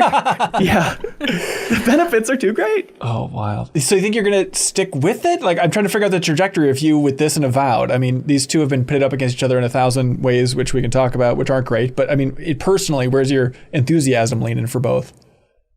Again, they're so surprisingly different. Avowed, I'm going to see through. This, I like dinking around in the open world, and I want to find jobs to do, better ways to make money, leveling up my alchemy to sell potions for more, that kind of living in it does seem fun. It is really well realized, and the skill trees are really cool. There's skill trees for everything. The more you drink, that's a skill tree. One thing I want to say too is the savior schnapps, I didn't get either. It's really punishing to have a consumable to save, but it also is alcohol, and it makes you drunk when you drink it, which feeds into your drunk stat where you can get drunk perks. And it's just like you're taking liquid courage before you do this brave thing because you're saving to in case you have to reload. I never thought about it that way. I think that's such a cute, mechanical tie-in of the way that works. A system I didn't really understand the appeal of before. It took me forever to realize that when I hit save, I was drinking that. And so I was just like, why am I drunk all the time? But I was just using up all my schnapps. I didn't learn that till 15 hours in. I'm like, oh, when I ran out of them, because they give you a ton at the start. I was like, why can't I save? And I realized that's why I was just stumbling everywhere half the time.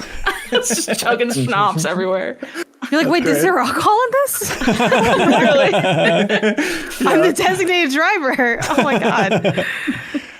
But I will stick with it for a few more hours of finding those fun things to do and carving my own little path through it. But the story to me is not hitting at all. The tutorial, I gave it my full attention, full benefit of the doubt, full 3-hour tutorial, watched every cutscene, read every line. Total 0 for me. The combat also is bad.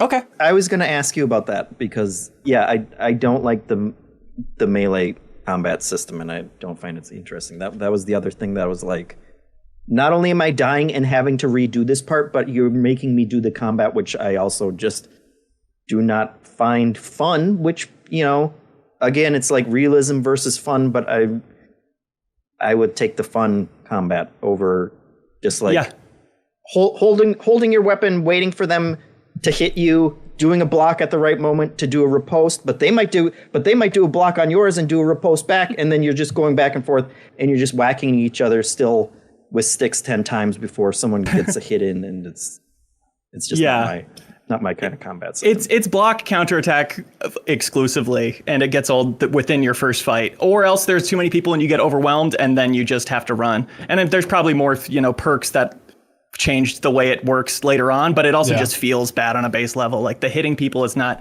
maybe I'm spoiled by Avowed because it's so over the top chunky, the way it slows down as you hit people. Like it's hilarious how good they make it feel to hit each person each time.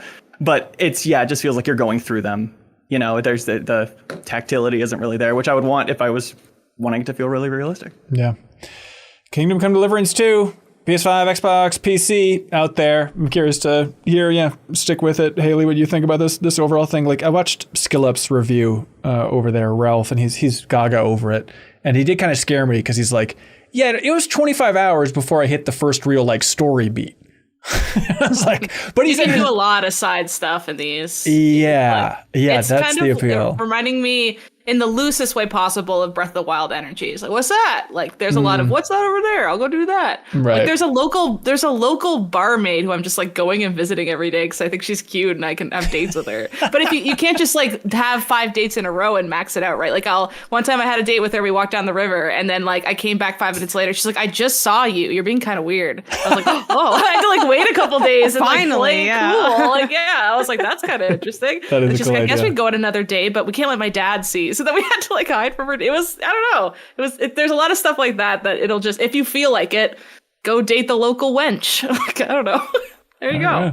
Yeah, I mean, it's worth noting too. I mean, everything's a culture war. This game is just such a beacon. It's such a wild take. We're like, with the first game, somebody on the team said something about Gamergate-ish, and then The director okay, was pretty firmly supporting Gamergate. Thank you. Don't let me soften that then.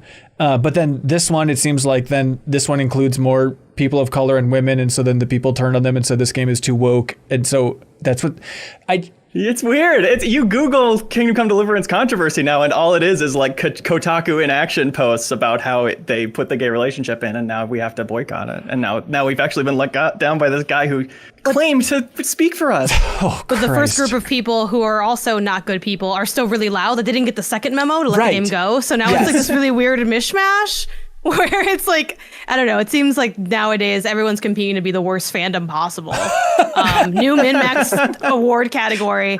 Back in the day, this makes Dexit feel like a nice Sunday afternoon. You know what I mean? At least they were talking. At least they were talking about the actual game and the content of the game. Yeah. I miss that. I miss when it was that and not the race and gender of people. Those were them's were the days. I've got my tally, and this isn't to the direction I want it to go. Yeah, it's just I can't tap into that stuff anymore.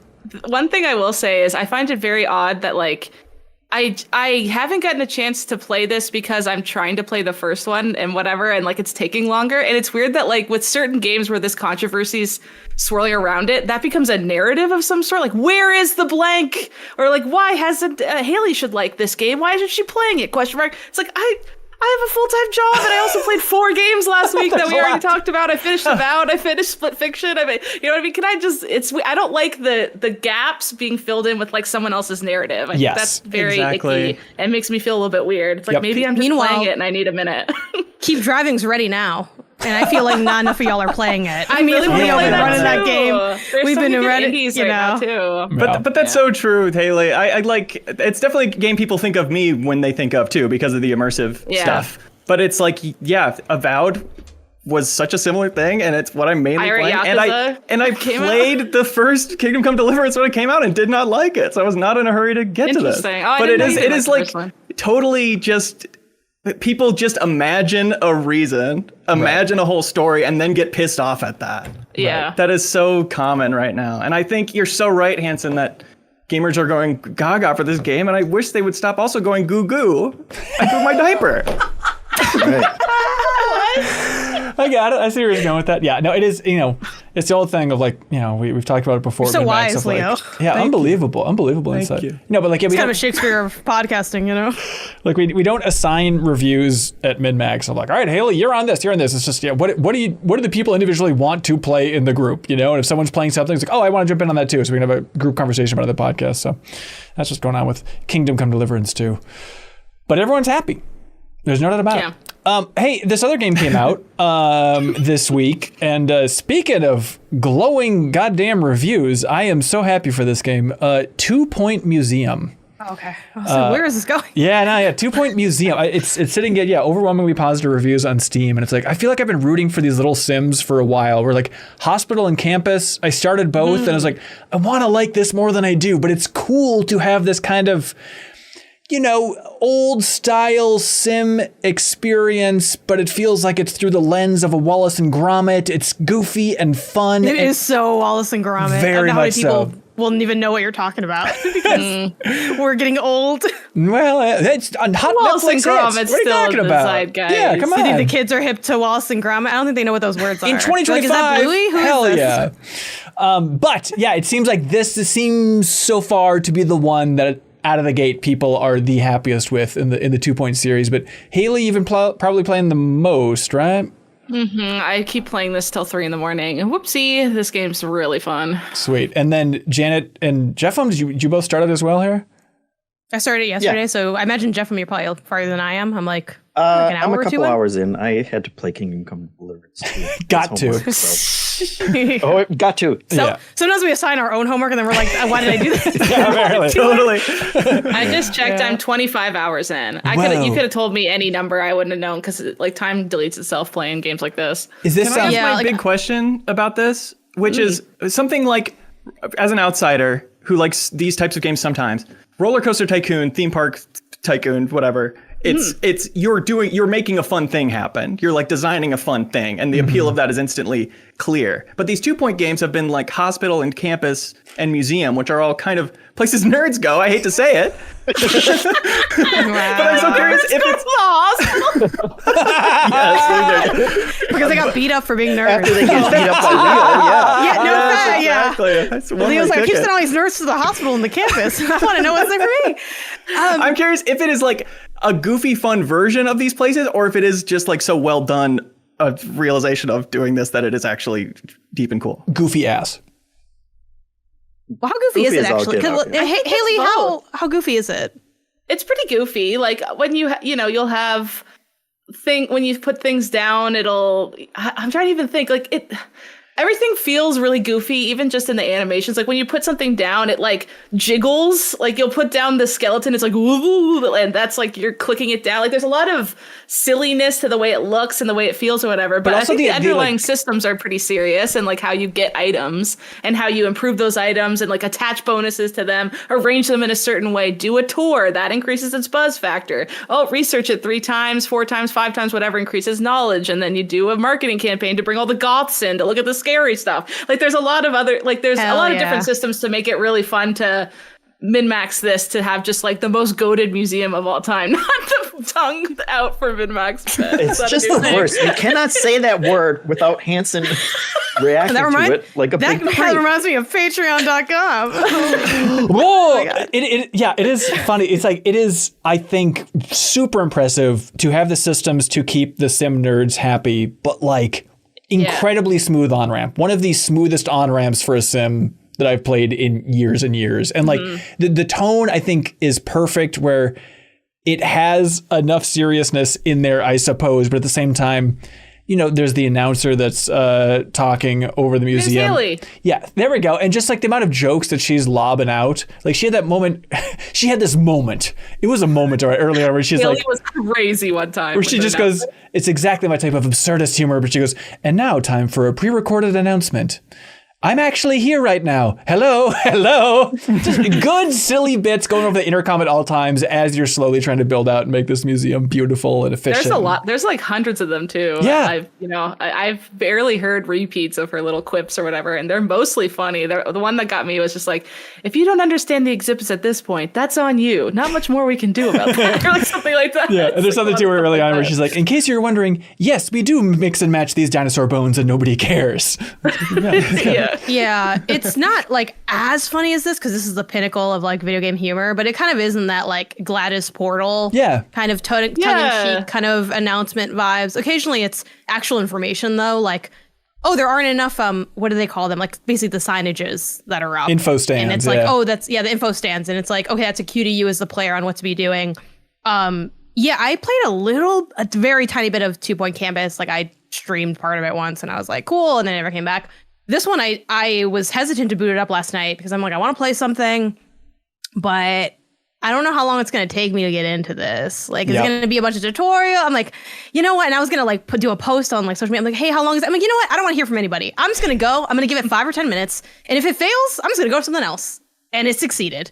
And it's so smooth. Like I actually ended up playing this like longer than I expected. I was only going to get into it for like 40 minutes or an hour, but the time just like flies by. Yeah. I had posted earlier like on social saying that playing this game feels like writing with a really good pen, and that is just genuinely what I think the game feels like with in terms of tactileness, the sound design, the visuals. It's very satisfying to like place little things, and things happen but slow enough that you can deal with it. Leo, I'm curious how your growing affinity for idle games might positively translate into 2 Point Museum, because it's not full on an idle game because there is interactivity, but you can definitely like you don't have to rush, especially out the gate. Haley, I don't know if it gets more chaotic as you're like dozens of levels in and the building's on fire or anything.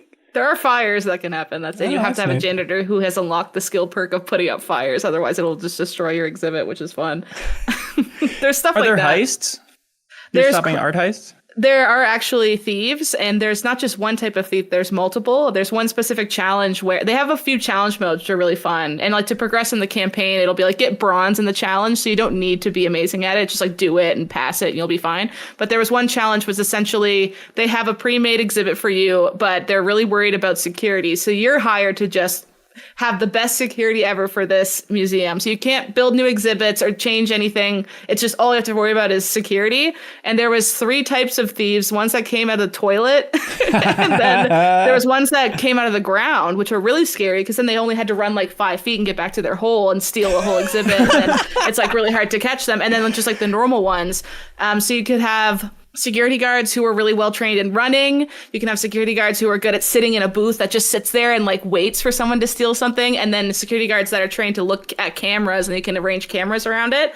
And it was so fun just to like, you know, the first couple minutes, there's like one thief, but then by the end, they're all over the place. And you have to balance like money versus should I just hire, you know, if you try to be crazy and hire 20 security guards, you'll run out of money in the first 5 minutes of the test. Like it's really tuned to have you sort of use the systems to make money as the thing. It takes like 25 minutes, like make that money over that time period, min-max everything, Ben. Min-max everything. So I didn't see it the first time. Yeah, that's what I saw the first over. time. We need a new thing for that. I don't know if I love that. How about not doing anything and just what? I'm not supposed to shove my tongue out of my mouth when you say min-max? I don't understand this world, and I don't want to live in this world. But there's a lot of stuff like it's a that. Pavlovian response from Ben. different maps to make things more interesting. But my favorite thing about it, which we haven't talked about yet, is there's like a loot box quality to like going out. Those loot box animations. It's so fun. Not since Overwatch. And you get it from, literally, I was thinking about Overwatch. Yeah, it's like you go out on expeditions and get new dinosaur bones and cool stuff like that. And it's very fun, by the way, to like send them out to their death over and over again, where they're just getting out. Some of them die. Yeah, getting like bit by snakes and all this nonsense. So they're going on their wacky expeditions. You'll train up a researcher to be really good because it costs money to teach them these traits, and they'll be level, 20, and they'll bring a lot of value to your museum. And it'll be like, send a level 20 guy out to look for this dinosaur bone, and there's like a 20% chance he's gonna die. Like I send him out there, and I'm going, oh God, I hope like James comes back. Like there's really fun. And then you open up the loot box, and there'll be different rates. Like there's commons in some areas, so like you might get a really basic boring footprint fossil. But you might get the T-Rex skull if you like keep trying and keep going to this one area and like trying to. The more you do it, the more likely you'll get a pristine fossil that lets you attach more buzz points onto it and like perks and stuff. And yeah, it's so fun to open them. I find I am having more fun just setting up the exhibitions as opposed to like putting out hospital beds or whatever. Like you get to place all of the different pieces and like put decals on the floor, and like I spent a lot of time arranging the gift shop just to like there's more that goes into, and then once it's all out there, it's like I'll just sit there and watch people, like climb on the exhibits, which they're not supposed to do. Terrible people. But it's just like there's like a certain amount of pride of like looking at how you laid out, like this dinosaur exhibit and stuff. I will say though that is previous games. That is nerdy though, Leo. So I have no idea if you'll think that this is has true. The juice. It's not a roller coaster, but I am going to get beat up for it. But I'm biased because I love museums. Like when I was in high school, I like interned at a museum and like loved my time there. I feel like in another life I'd be doing like museum education or curation. So I'm like, yeah, this is fun. And it's easy because you don't gotta know anything and just put the stuff down and it tells you everything. I've never played a game that has so much text that you do need to absorb, but that you don't need to read. I'm barely reading in this. I'm just kind of looking back at because the UI is so like responsive and smart, and they know how to like toolbar everything that they're like, okay, anything you really need to know will be available to you. And you kind of just like, and they do a great job at just really emphasizing what you need to click on next. So they're like very explicitly highlight and not let you pass very early on. So the classic gaming trope of, oh, I'm not going to read all this. Wait, I don't know what's happening. Like that has happened to everybody who's ever played a video game. I feel like it's impossible to run into that here, because even if you were to skip through and brute force your way around, you're going to know what's going on because the UI and the objective loop is just so clear. It is impossible to fail it. Yeah. A minor thing I really liked is if you have a mission on the bottom right, like the thing you're supposed to be doing next to progress the campaign, if you don't understand what it means, if you hover over it, it has like a detail like go to the menu, buy 5 of these things. Eventually one will allow you to put up whatever. Like it'll explain how to do it, but the prompt up will just say like have 50 buzz on an exhibit. I'm like, how do I do that? That sounds random. You can just hover and learn immediately what to do. That was I was looking at that all the time. So with campus, you like built up a school in the campaign, then it would jump you to a different one. Like, are you in the campaign here? Are you consistently jumping and building new museums as well?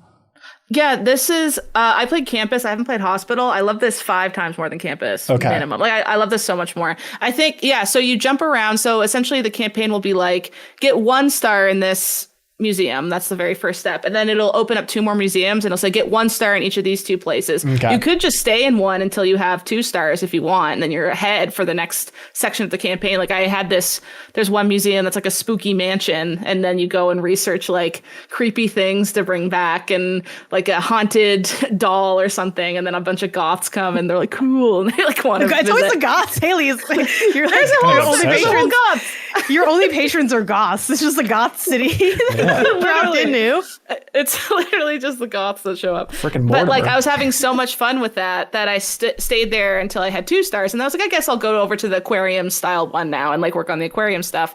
But and then it'll have those little sub challenges. Like there was a security one. Another one I did was essentially you had to max out buzz on everything, which is just like how cool the people think something is. And there's 10 different ways to do that. But it was so finely tuned. I was having so much fun that I actually replayed it until I got gold, which I don't normally do with those kind of things.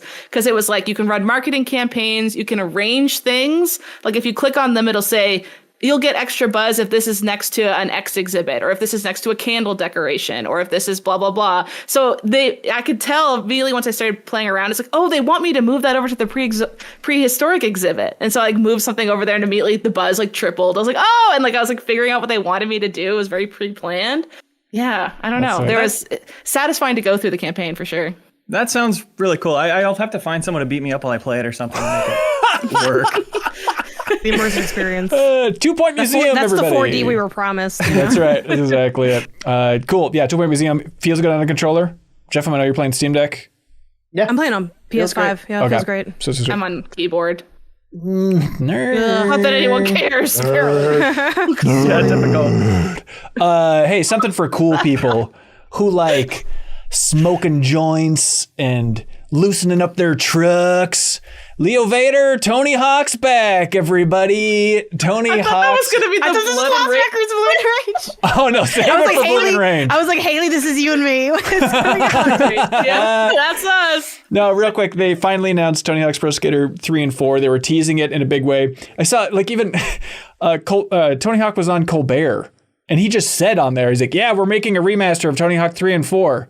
But it still wasn't technically announced. It was like, it seemed pretty out there. And they had billboards everywhere, but now the trailer's out. This is a whole big thing. Leo, I know, didn't you just go it was probably a couple years ago, right? You went through the entire Tony Hawk series again? Year definitely was my 3 and 4 time, I think. So pretty recently, and I'm curious to have that context going into this. Which I'm excited for, and we'll definitely be playing. Yeah, I have a weird experience where, like, I love Tony Hawk 1. That was the only one that I own, though. And so just this last weekend, I finally booted up 3 and 4 because I think I borrowed 3 for like a little bit. And it was a weird experience, though, of jumping into 4 where I was like, I don't think I've ever played 4 in my life. And it's just the weirdest feeling to be. At that time, it just felt like, okay, a fourth Tony Hawk, we get the idea. Even if it's getting good reviews, we kind of get it. And now you go back in retrospect, and I'm like, Tony Hawk 4 seems awesome. Like, kind of like this more open design and doing the little quests. Like, it really stands out as a breath of fresh air when you're going through that series again. Yeah, I mean, it hit at the perfect age for me, and I've always loved it since. And I love that game, though that franchise passed when a lot of people stopped loving it. But I'm curious about it for this because it being packaged with 3. One of 3 is a session-based 2-minute run game. 4 being those open levels where you go talk to the quest giver, do the little quest, which can take 30 seconds up to 2 minutes, up to 5 minutes. Yeah. How they're going to mesh that, I don't think we know yet. If it's just going to be 4 levels within 2-minute sessions, and the goals kind of spread out differently. So we all have to put on our thinking caps, and Jeff, pull out your Rich Rees are dead level skills to try and decipher what this means exactly here. So the wording that they've said is Tony Hawk's Pro Skater 3 and 4 rebuilt from the ground up. Tony Hawk's Pro Skater 3 and 4 will include parks from the original games as well as new locations, plus a career mode that includes the original tours from both games.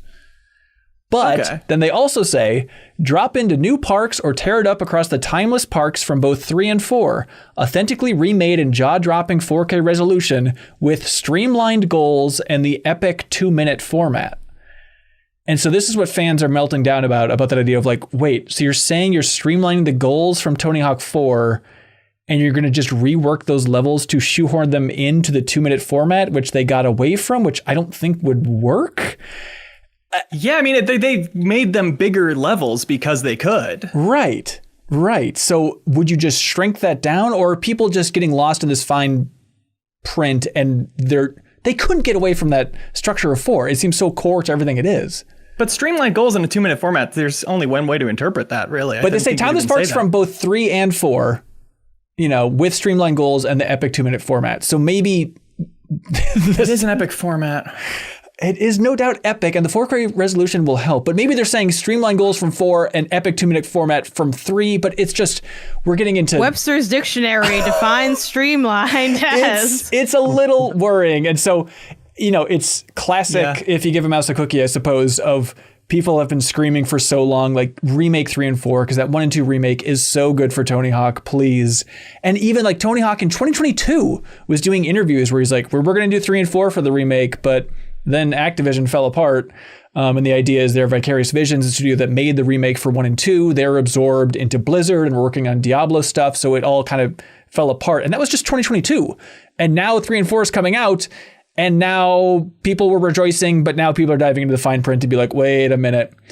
What do you mean Bam Margera is not going to be in this anymore? What do you mean they might be streamlining the goals? There's a lot of little things that people are now suddenly up in arms about. Like, how many tracks do you actually get? Is Bob Burnquist in it, please? Oh, he's in it, and he's spectacular, Haley. There's no doubt. Your Bobby boy is there.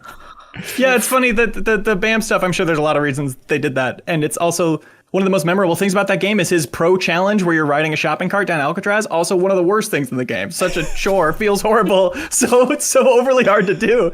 So it's like you can't blame them for taking stuff like that out and making it feel a little more clean in the way that people love 3 for. I think I've heard more praise and excitement for the 3 aspect of this than the 4 so.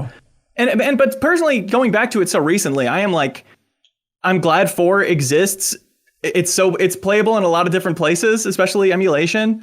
And they can do their own thing that's a bit more in line with the 1 and 2 remake, which were also really new feeling, new modes and stuff that were, there was nothing like that in the original games. These can have their own personality because the old ones hold up so well. That's how I feel about it. Yeah, I think that's fair. And like, they do say there's 8-player cross-platform multiplayer now. And also you can create custom goals and expanded create a park modes. So both 3 and 4 had like the create a park stuff, but now the ability to like share that and have custom goals and stuff, that could be kind of cool.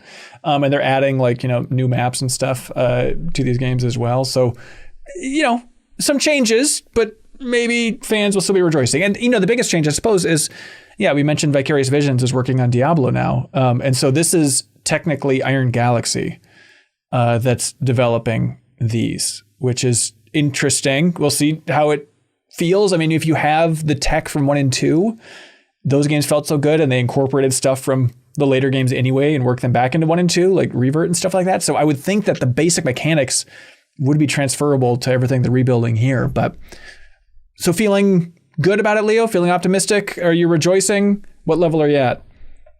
I'm rejoicing. I'm remarking how little I played that 1+2, and I think it was just because I had it on console and I mostly play on PC. But this one, getting on PC, I feel really excited to dive into it in a big way. And it being Iron Galaxy, like, I have nothing but trust for their capabilities. My dear Rumbleverse studio. Oh, of course. I was confused with were you big Extinction Man? Like, okay, Rumbleverse. That's the one that pushed over the edge.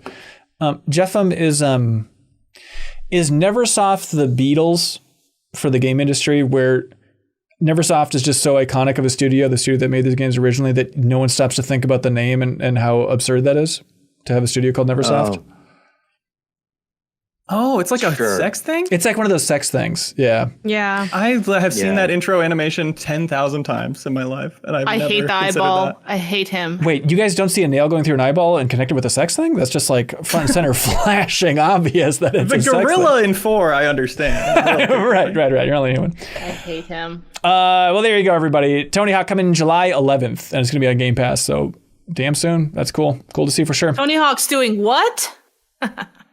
Sorry. Hey, Lost Records, Bloom and Rage. This is not the best segue, but genuinely my number one question about Lost Records, Bloom and Rage is there sex stuff in it? And specifically where I'm coming from with this. They're 16, Ben. Okay, well then I hope not.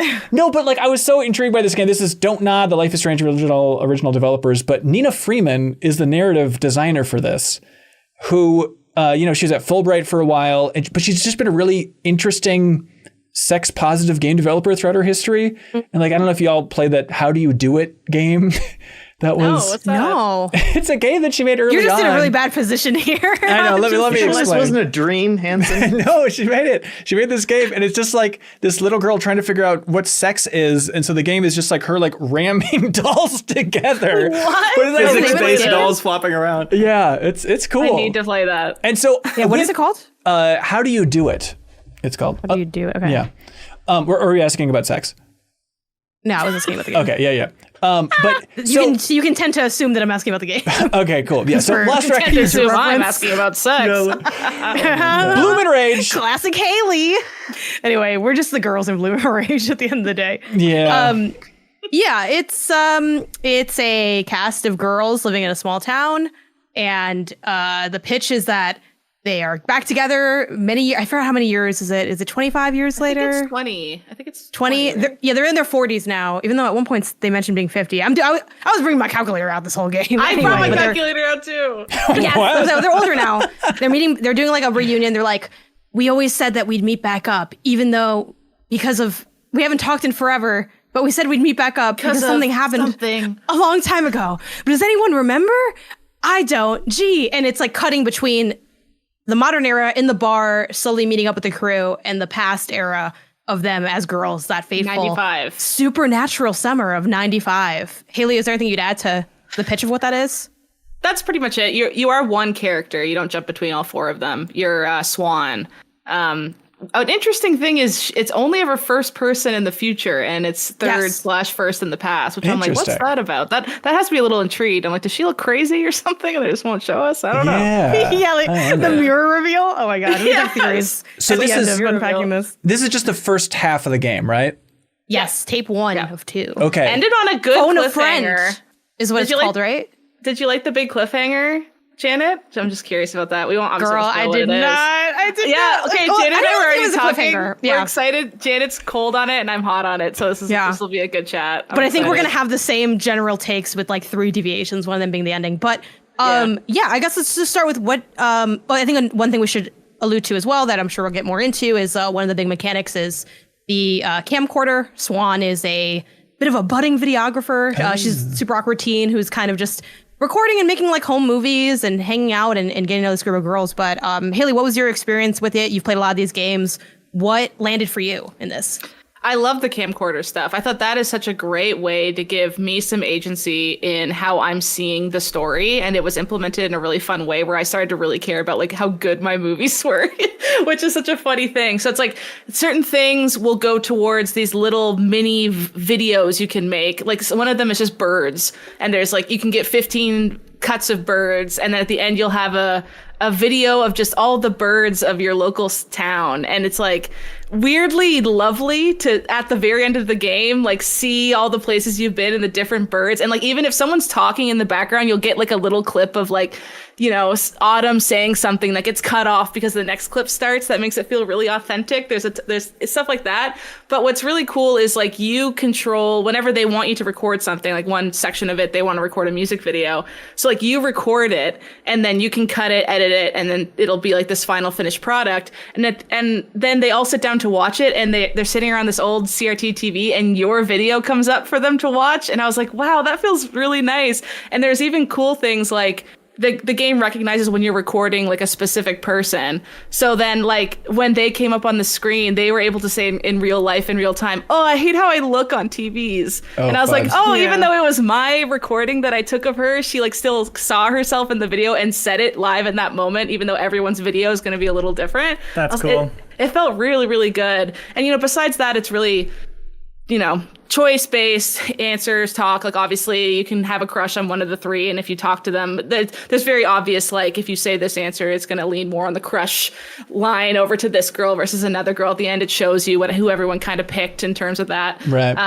But very much giving, because this is Don't Nod who did the original Life is Strange 1, which still, Life is Strange 2 might be my favorite, but Life is Strange 1 has this vibe to it that I feel like they've been really bad at recapturing, especially with Double Exposure that came out last year. It was just like did not hit, didn't like well, Double how they Exposure were was writing like 9. things. Yeah. Oh yeah, sorry. But like Yeah. I mean like that IP has never really gone back to like the Don't Nod roots, where I feel like this has that kind of energy they used to have back in the day. At the same time, like I think Don't Nod is fascinating because they released stuff like Jusant, that climbing game, which was really cool. But then also I feel like they've been trying to recapture that Life is Strange magic away from Square Enix, who owns it, right? I mean, they had Tell Me Why and Twin Mirror, and I feel like it's just been a couple swings, and maybe they get on first base if they're lucky. And so I'm trying to figure out Lost Records. We feel like Janet, they're not quite there, and Haley, they are there for recapturing some of that Life is Strange magic. Yeah, I feel like they're not there, but I will say, disclaimer, content around narrative games is just cursed, I feel like, forever after what happened with Double Exposure, where it's like, you ever have like the greatest thing you've ever played and then the worst thing you ever played, and they were the same game, and now you look kind of dumb. So I hope I look dumb here, because that means the game turned out to be really fire. Right. Yeah, I think for me, what's missing is it's not so much, I don't necessarily need them to chase Life is Strange, even if they're trying to chase Life is Strange. I just want a good narrative game. There's a lot of ways to do that. I think just starting with what you brought up, Haley, and we kind of go piece by piece there, the camcorder stuff didn't work for me as much. I didn't like they kind of use it to collectify the game in a way that I think really slows things down in an awkward way. Like the birds thing, for instance, like get 15 of them, and it's like, that's so many birds. And to record them, you have to hold it for like 5 seconds a piece.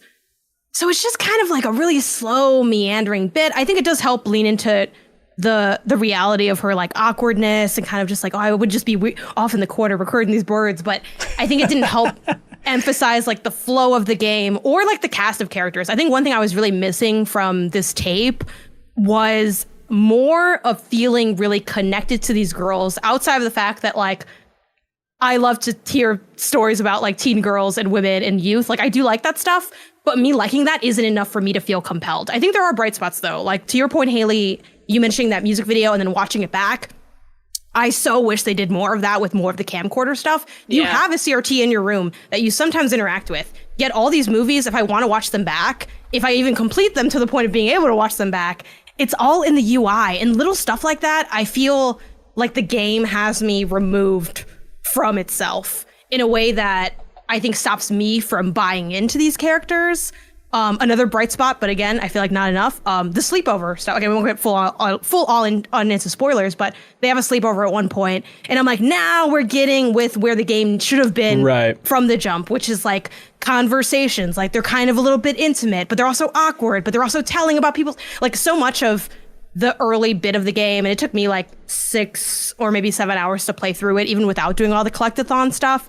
It's too much of like, skip them getting to know each other and let me get to the juice of why was this bond so strong? What really made this such like a wild event that they're coming back to it? Like I didn't feel that until a little bit towards the end, because so much of like that early bit is, hey, do you want to hang out? Yeah, we're in the basement. Cool. Hey, you got that VHS? Yeah, I got it I rented it. Nice. All right, well, I'm gonna head out. And I'm like, what did we do here? We didn't do anything here. And I found that so frustrating. Like, I think this is as nostalgic as a museum is. Like, I don't feel connected. I don't feel that oomph. And I want to feel it. And I don't think they do a good job delivering on it by and large. There's a few bright spots, but it's not enough for me to say, oh my God, Don't Nod is back in their narrative bag yet. We'll see what Tape 2. I wasn't sure I wanted to try this game until you said it brings everything to a halt to record something for 5 seconds when you do the collectathon stuff. I'm into that. That sounds great. Also though, Haley, I gotta know, what do you make of this back and forth? Because we don't remember it. Like, I don't know. It's a little silly sometimes. Yeah. It's like, how do you not remember that? Like, especially when something crazy, like it's near the end, it's very much giving, there's a twist of magic / mystery, like Life is Strange likes to do. It's not inherent in the girls themselves. It's something exterior. So it is differentiated compared to Life is Strange. But yeah, they'll be like, what was that thing? Oh yeah, that crazy magical thing that happened. I'm like, you don't remember that? That's the most memorable thing in my life. Yeah, like the marketing was very much like, there's a bunch of girls hanging out, and then there's this big old hole. Like there's a big gaping hole with like a purple aura. That's in the trailer, I guess. Yeah. Yes. It's like literally, and so much of like this is like the wild summer that bonded us together. Mysterious gaping hole. Cool. I got that. Got it. Cool. Running with it. Booting up the game. I feel like, and Haley, maybe you were able to like suspend that knowledge. Maybe that knowledge also, did shift my perspective of the game. But I felt like, I'm like, when are we getting to the big gaping hole? And then they're like, wow, this is wild. Anyway, see you in Tape 2. I'm like, what's going on? I found that so frustrating of a setup. I think what you're waiting for it to be is probably going to be mostly in Tape 2. Yeah. Like Tape 1's very slow. It's, here are the girls. Let's meet them. Why are they friends? The awkwardness. I will say I'm really buying into the narrative stuff. I really like the characters. The only one I'm really not liking is Swan, aka me. Maybe that's telling on me. But it's just, I think the vocal performances are great. I do not like Swan's vocal performance. It's so much of the stereotypical, okay, like that kind of stuff. And I'm like, also, stop it. Just have you thought of doing anime? Like, Haley, this is really good. Ash Ketchum on the podcast. Wow. But it was just like, it's a parody of that kind of girl. It's not coming across as authentically her. I don't want to hate on like the voice actress. It takes me out. It was the only thing taking me out. Otherwise, the conversations are really natural. And then the only other thing that sort of took me out too was sometimes they were trying to layer the dialogue to seem more authentic. You know how people talk over each other, like Jan just did. Like that's just how humans talk. Like talking when someone else is talking, acknowledging someone speaking. They would try to do that and layer it, but it always came across as, oh, I think they messed up their audio clipping stuff when they were editing this, and never like natural human. Oh yeah, let me jump in there. Okay, yeah, continue. Like that kind of stuff. That I found that a bit clunky. Everything else I was really buying into, and I really I like the gamification of girlhood. It's fun that it's becoming more and more of a thing because it is fun to see. And it's also fun to see, like, I don't know. It's like girlhood is so many things, but it's also sometimes just like one or two things. So like as long as you see those one or two things, you're like, they did the stuff that every girl does as a teen. Or, I don't know. It's a ethereal, Ben. I can't describe it to you. It's just kind of like there. It's also like I think they have a couple nice little like nods to your point. I think they definitely toe the line of archetype versus stereotype. Where for me, I wasn't like as graded by Swan, but I think you're totally right, and that she's very like, okay, you know, because she is kind of like that. I didn't know I think similarly, Nora can be a little bit too stereotypical as well. Like, you know, the smudged eyeliner. I want to move to LA with my mom who abandoned me, but I haven't figured that out yet. You know, that being said, my favorite like writing for characters, I think Autumn and Kat are so much more interesting in that sense because they're definitely cut from a cloth, but then they sewed other cloths to that cloth. And I think that makes for a much more dynamic character where it's like, they're not fully a singular stereotype because they have these little station seeds that kind of color them in a bit more.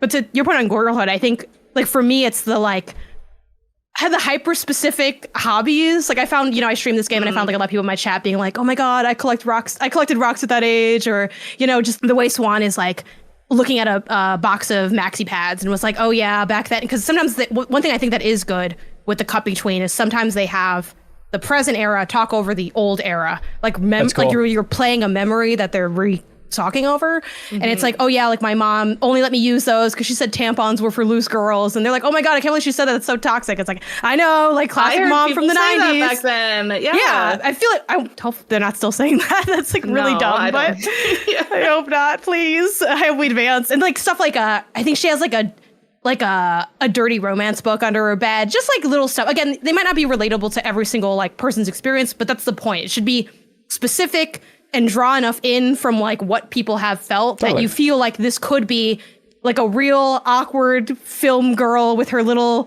has Twiggy in her aquarium. Like I feel like they're almost there. Like they have pieces, but I want the oomph of really feeling drawn to the cast outside of like, I want to like them. Yep. I want you to show me, like, I want to feel the specialness and the closeness of their relationship in the way that I think other games, other medium that have captured like youth and, you know, the Stranger Things cast, Yellow Jackets, even though I haven't watched or consumed Yellow Jacket stuff, even Oxenfree. It's like, I want to feel like this is a little bit more of that oomph. And I do think you're right, Haley. They're totally like, you know, queuing up for just tape 2. I think tape 2. But then I kind of also, it's like I kind of also hate sometimes that compartmentalization too, where it's that feeling of like, well, we're using these pieces in like such a strategic way that I think it's to the detriment of like them as singular experiences, which is Life is Strange really struggles with that too. Episode 3 is always like a huge stinker in those games, no matter how good they are. It's like episode 3 is for getting from point A to point B every time. Episode 5 is always like way too ethereal. I'm like begging them, I'm like, please don't put me in a maze. Just let me play your game. Yeah. Haley, like what's one thing you're excited about and one thing you're kind of worried about going into this next one, like a glow and a grow for like the game as a whole? Yeah, I'm excited to see. Well, obviously it ends off on a cliffhanger. That's not just the mystery stuff that they show in the trailer. Like something else does happen and then they kind of drop the mic and you like walk away to the credits. You're like, uh-oh, like what's going to happen? Like I am excited to see that kind of point. And I also really liked I love when they do the data at the end, right? They're like, what other were you like everybody else or were you different? And it was funny. I like had my Swan have a crush on Kat, and I think only 3% of people had that. It was very fun to be like, oh, what? Like I thought Kat was really interesting and unique or whatever. And just no one else agreed with me. But I always like that kind of stuff. So I thought that was well done. I would like to see just Swan be written better. She's starting to get more comfortable with the girls, so it is going away. And I can see the intention, right? They're trying to play her as very nervous, awkward girl to comfortable with her friends, and those like vocal things go away of her stumbling over her words or whatever. It's just so heavy-handed that it literally makes me go, oh, like I literally out loud go, stop. Like every time she says something like that, because I was that quiet, awkward girl and I was not acting like that. Like you can portray that kind of character without being stereotypically like annoying. I don't know. Yeah. I'm like, you know, maybe she just didn't overthink as much as we did. You know what I mean? Maybe. I was hyperanalyzing every interaction I had to guarantee the right outcome. I also thought Kat was cool. I think I didn't have a full like romance. I don't know if you can get like the 100% like romance leading either way. I'm technically more like with Nora currently, but one of those times I swear to God, it's because I booted the game back up and I forgot who Kat was, so I accidentally called Nora, and I was like, "Oh no, I want to be with Kat." I think that's a big indicator for who ends up liking you the most, whoever you call there. I know. I was like, "Oh, I'm like this isn't who I thought would show up." Like, oh, that was me. I should have Googled it and reminded myself the names of the characters. Yeah, my glow and grow is I think it's so tough because I honestly am like a bit underwhelmed by this whole thing. I think my glow is probably what is going to be the more supernatural leaning with like a nod towards what they evoked. I think the way they evoked it felt very tacked on and like shock value to me. A little but bit, I think yeah. there's definitely potential there in what they could be looking at. And then for stuff, I want more intriguing interactivity outside of the camera. I think one of my beefs with the camera too is that you record like something and then you can also physically interact with it as you can in many of these games. It just feels a little bit like double work. I also found myself yelling during the modern bar era when they go to play pool. I'm like, let me play the pool game if you're going to tell me to play pool. So I want a little bit more hands-on. Yeah, which I hate to say that because I feel like it's such a silly thing lobbed against Nerd to go, oh, how much game is there, or am I just walking around? It's like, shut up. Last of Us, you like hit like 3 things and you walk for an hour. So be quiet. You've already played a walking sim. So I definitely don't want it. I want interactivity that feels like I'm a more active participant in the propulsion of the story in terms of getting to know the cast or getting to know the environment. That's specifically the kind of interactivity that I want outside of just observant, which maybe will come as Swan. Kind of comes into her own, which also her name is Swan. Like, okay, all right. That's all you need. That's all you need. We gotta definitely get in the direction. But yeah, Lost Records, Bloom and Raid. The next episode's coming out. Is it April? I think in April, yeah. Okay, Yeah. Sweet. Awesome. Real quick, Haley, Pokemon Legends, Z to A. Wait, No, easy, we all agree easy. we're going to call this Za, right? Can we just Pokemon get on Za. that train now? I'm 'Cause not that's what I getting wanna on call that it. Za train. Get the hell out of here with that Well, Za I'm going to be on there train. regardless. So All right. come at me if you want. You're gonna go on by. We did a reaction stream. You can check it out if you want to see us react to this full thing. I really love Pokemon Legends Arceus. I was hoping for just this to be kind of the creative, weird subset within Game Freak for their Pokemon games. And I keep thinking about how telling it was, Haley, that when that gameplay trailer started, the first 2 seconds. shot was of a door. And Haley and I both were like, oh no. And it chugged. It chugged. Went chug, and then started. As Easy Allies likes to say, it looked very switchy.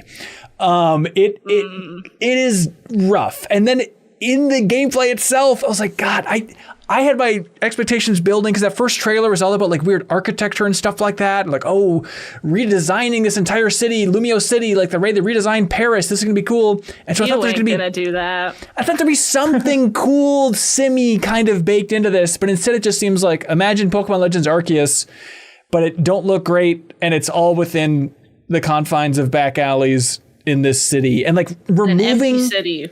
but like removing the exploration from Arceus, like that was 70% of my enjoyment of Arceus. And I'd much rather run over a green hill and find a new wave of Pokemon to capture below rather than if you go down this back street, there's a Grimer hiding by the trash can. It's like, personally, maybe I'm not It's urban enough. I labeled don't know. wild area. Does Sure, that help? I guess not. But Haley, how are you sitting with Pokemon Legends gameplay here? I'm enraged. Oh, good. Okay, great. There's nothing. It needs a reaction. Oh my god! Not to be one who focuses on comments too much. Don't do it. Cannot Don't win. do it. Don't do You it. can't win with Pokemon either. She just wants to talk about it because she's still 30 and she still likes it. Boring. It's for kids. Oh no! It's just they're allowed. Who cares? Whatever. The graphics aren't everything. Shut up! It's the most profitable IP of all time. They make $8 billion a second. I'm so done with the excuses for Pokemon. And yes, I still like it and I'm 31 because they want me to still like it. What do you think Pokemon TCG Pocket is for? That's literally for us. They're trying to keep us involved. Oh my god, I can't stand it. I just can't get over the complacency of these games. It's like you have magic in your hands. Literally, Pokemon is the best thing of all time. It's my favorite thing. It's my favorite thing. That's why I'm so worked up about this. I engage with like all aspects of Pokemon. I watch all the shows. Now I'm into the cards. I play every game. I do everything. It's the best thing of all time. And God forbid, when I look at the gameplay, it doesn't look like crap. You have billions of dollars. I just don't get it. And what's really frustrating is they explore so much fun art, so many different art styles and so much other fun things in other forms of media. Yes. Like even on the freaking cards, there's knitted Pokemon. You're like, it's a little knitted Pokemon. The new show kind of looks like Robot Chicken 3D or 2, stop motion animation. That's cool. Right. Why aren't we bringing any of that into? It's like they're painted into a corner. They have a crappy engine or something. It's like we just get to the line post and release the next console, and then we'll think about it. Maybe it's just.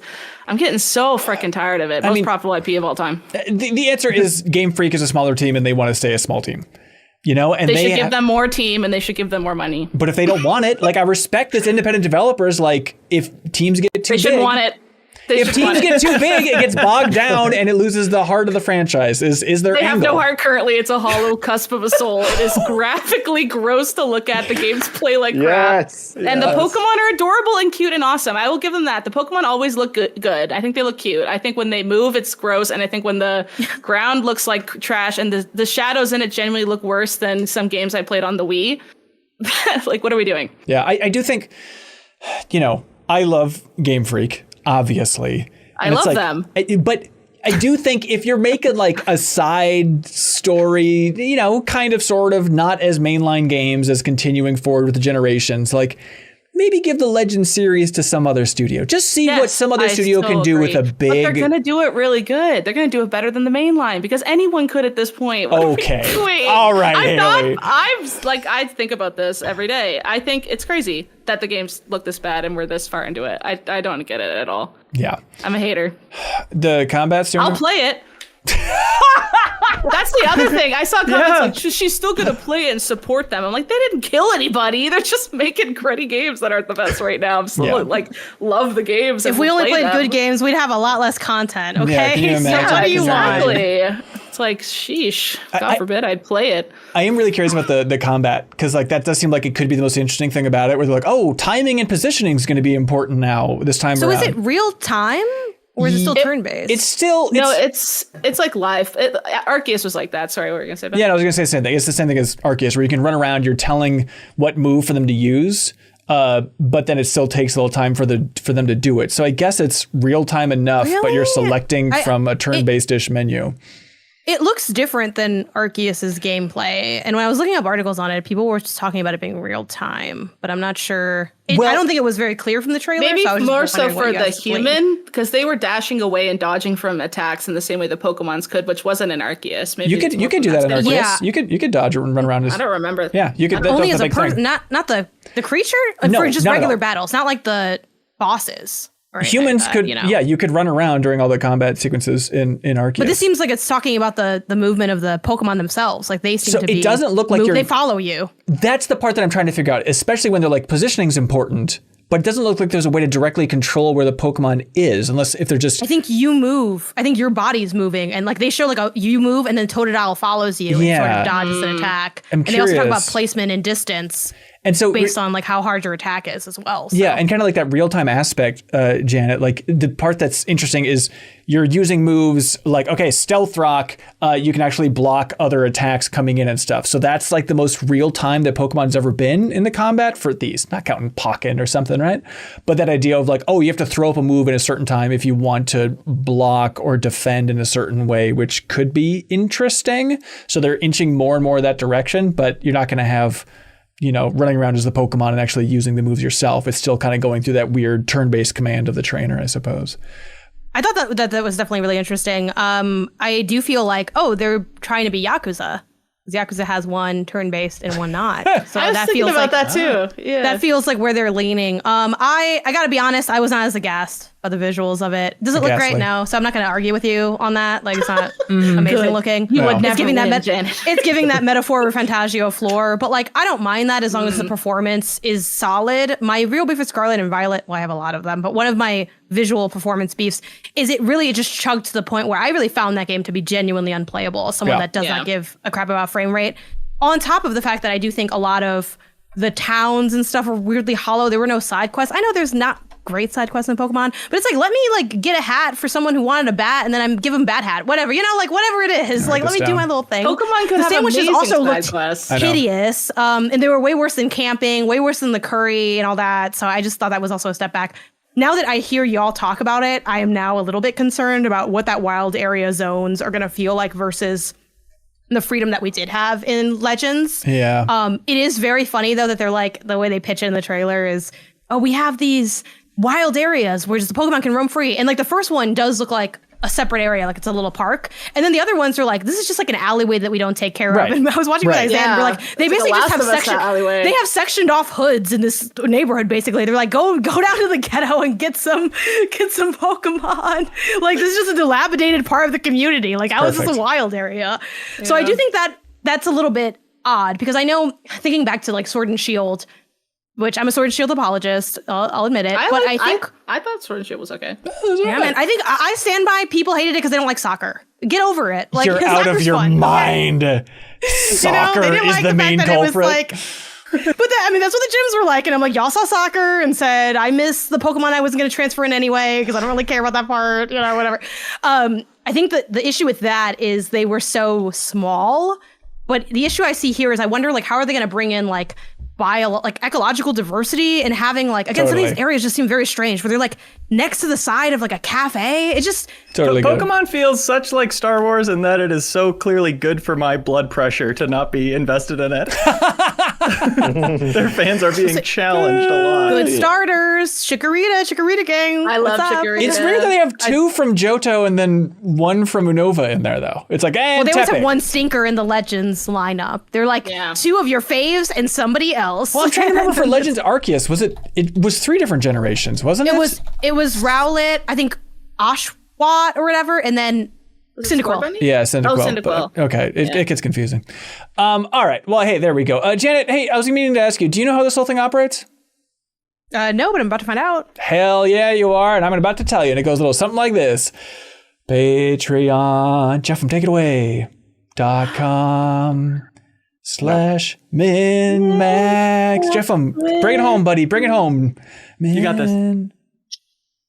Your mic He's doesn't. beatboxing like a maniac, but you can't hear him. But it got canceled. So I could tell. I could read your lips. That's it. This whole thing, patreon.com/MinnMax with 2 N's. It's just a URL that we say a lot, but it means something. It means that this podcast can still continue, that we can pay everybody to keep making content for MinnMax, that an independent games media outlet is possible in this day and age, as everybody is struggling out there. So greatly appreciate everybody who supports us, even at that $2 tier. It's hundreds and hundreds of times more helpful than watching us on YouTube. So jump in for 1 month, $2 tier. We greatly appreciate it. Special thanks, of course, to some of our biggest supporters. I'm talking, of course, not people like Janet Garcia, who has to get going. Janet, thank you for being here. Thanks for having me. Bye. Yes, but shout out to our biggest supporter, I'm 8-Bit. Of course, I'm 8-Bit wants everybody to know about Persona 3. Great game. One of Kelsey Lewin's favorites, one of Sergio Vasquez's favorite games of all time, but specifically the vinyl soundtrack for Persona 3 Reload and Persona 3 Reload Episode Aegis. It is available in IM8's wonderful online store. You can go there and you can use the promo code Green Machine. Green Machine, everybody, is the promo code for March, where you can get 10% off of everything within I'm8bit's wonderful online store, except for Atlas stuff and the pre-order stuff. Other than that, other than the one thing we're mentioning, everything in that online store you can get 10% off of. Jump in there and use that promo code Green Machine and help support I'm8bit, please. And you should help support I'm8bit because they support MinnMax in a big bad way. They ship out a prize each and every week. Whoever's the best question submitted on Patreon gets a prize. This week, it's a physical version of Bear and Breakfast on Nintendo Switch. What's cooler than that? Right to your mailbox, thanks to I'm8bit. All you have to do is support us on Patreon at any tier, submit a question, make the show better. We choose your number one favorite, and that person wins this great prize. So you ready for some great questions from I'm8bit? And again, on this episode, you all are perfectly remembering exactly everything mentioned for every single question, no doubt about it, correct? Of course. Yeah. Confirmed. Okay, great. And here we go. Michael Melville writes in, Jeff, don't forget about Michael. They write in to say, hey, Min and Maxers, longtime supporter, never submitted any questions. I'm sure you receive a bunch of codes from different studios and publishers for games. We do. We always have to. We have the disclaimer in every episode of the podcast to let you know. Have you ever had a situation where you receive a game, you play it, and it's so bad you don't want to talk about it on the podcast? What's the process to select the codes that you will actually get and review, and so that you don't waste your time? Thanks and hello from Brazil, says Michael. Hello, Brazil. I say that the majority of the games we try we don't talk about. That is, yeah. Yeah. It's interesting that, like, I guess from their point of view, you never really get to hear that side of things. But yeah, we have like, we get game codes all the time where someone's like, yeah, I'll check that out. And, you know, I don't know how you all feel. I always am in that camp of like, if it's a smaller game, don't bring it up just to dunk on it. You know, it's like, it just feels like a complete waste of time and not really a fun podcast topic. It's fun to dunk on like a big game. If it's like, oh my God, this big AAA publisher, I don't know about fun, but it's like, it's worthy of talking about. Let's unpack this. But it just feels so weird to swerve out of your way to be like, this game you haven't heard of sucks ass. Okay, sure. Something we all have a frame of reference for. Yeah, that definitely is a different proposition. Right. Big game versus small.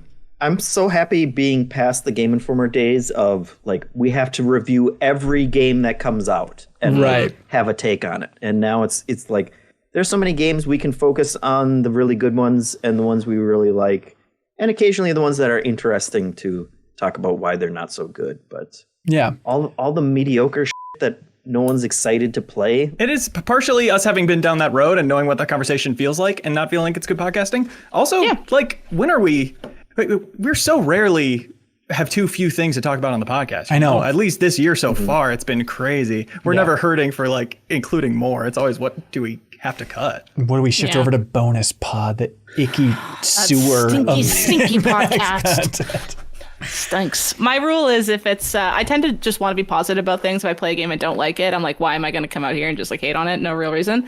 But the only exception is says after the Pokemon conversation. Yeah, but the only exception is, as I was trying to say, Pokemon is a game I should like and I don't. Yes. Like Life is Strange, Double Exposure. I should have loved that. I hated it. Pokemon.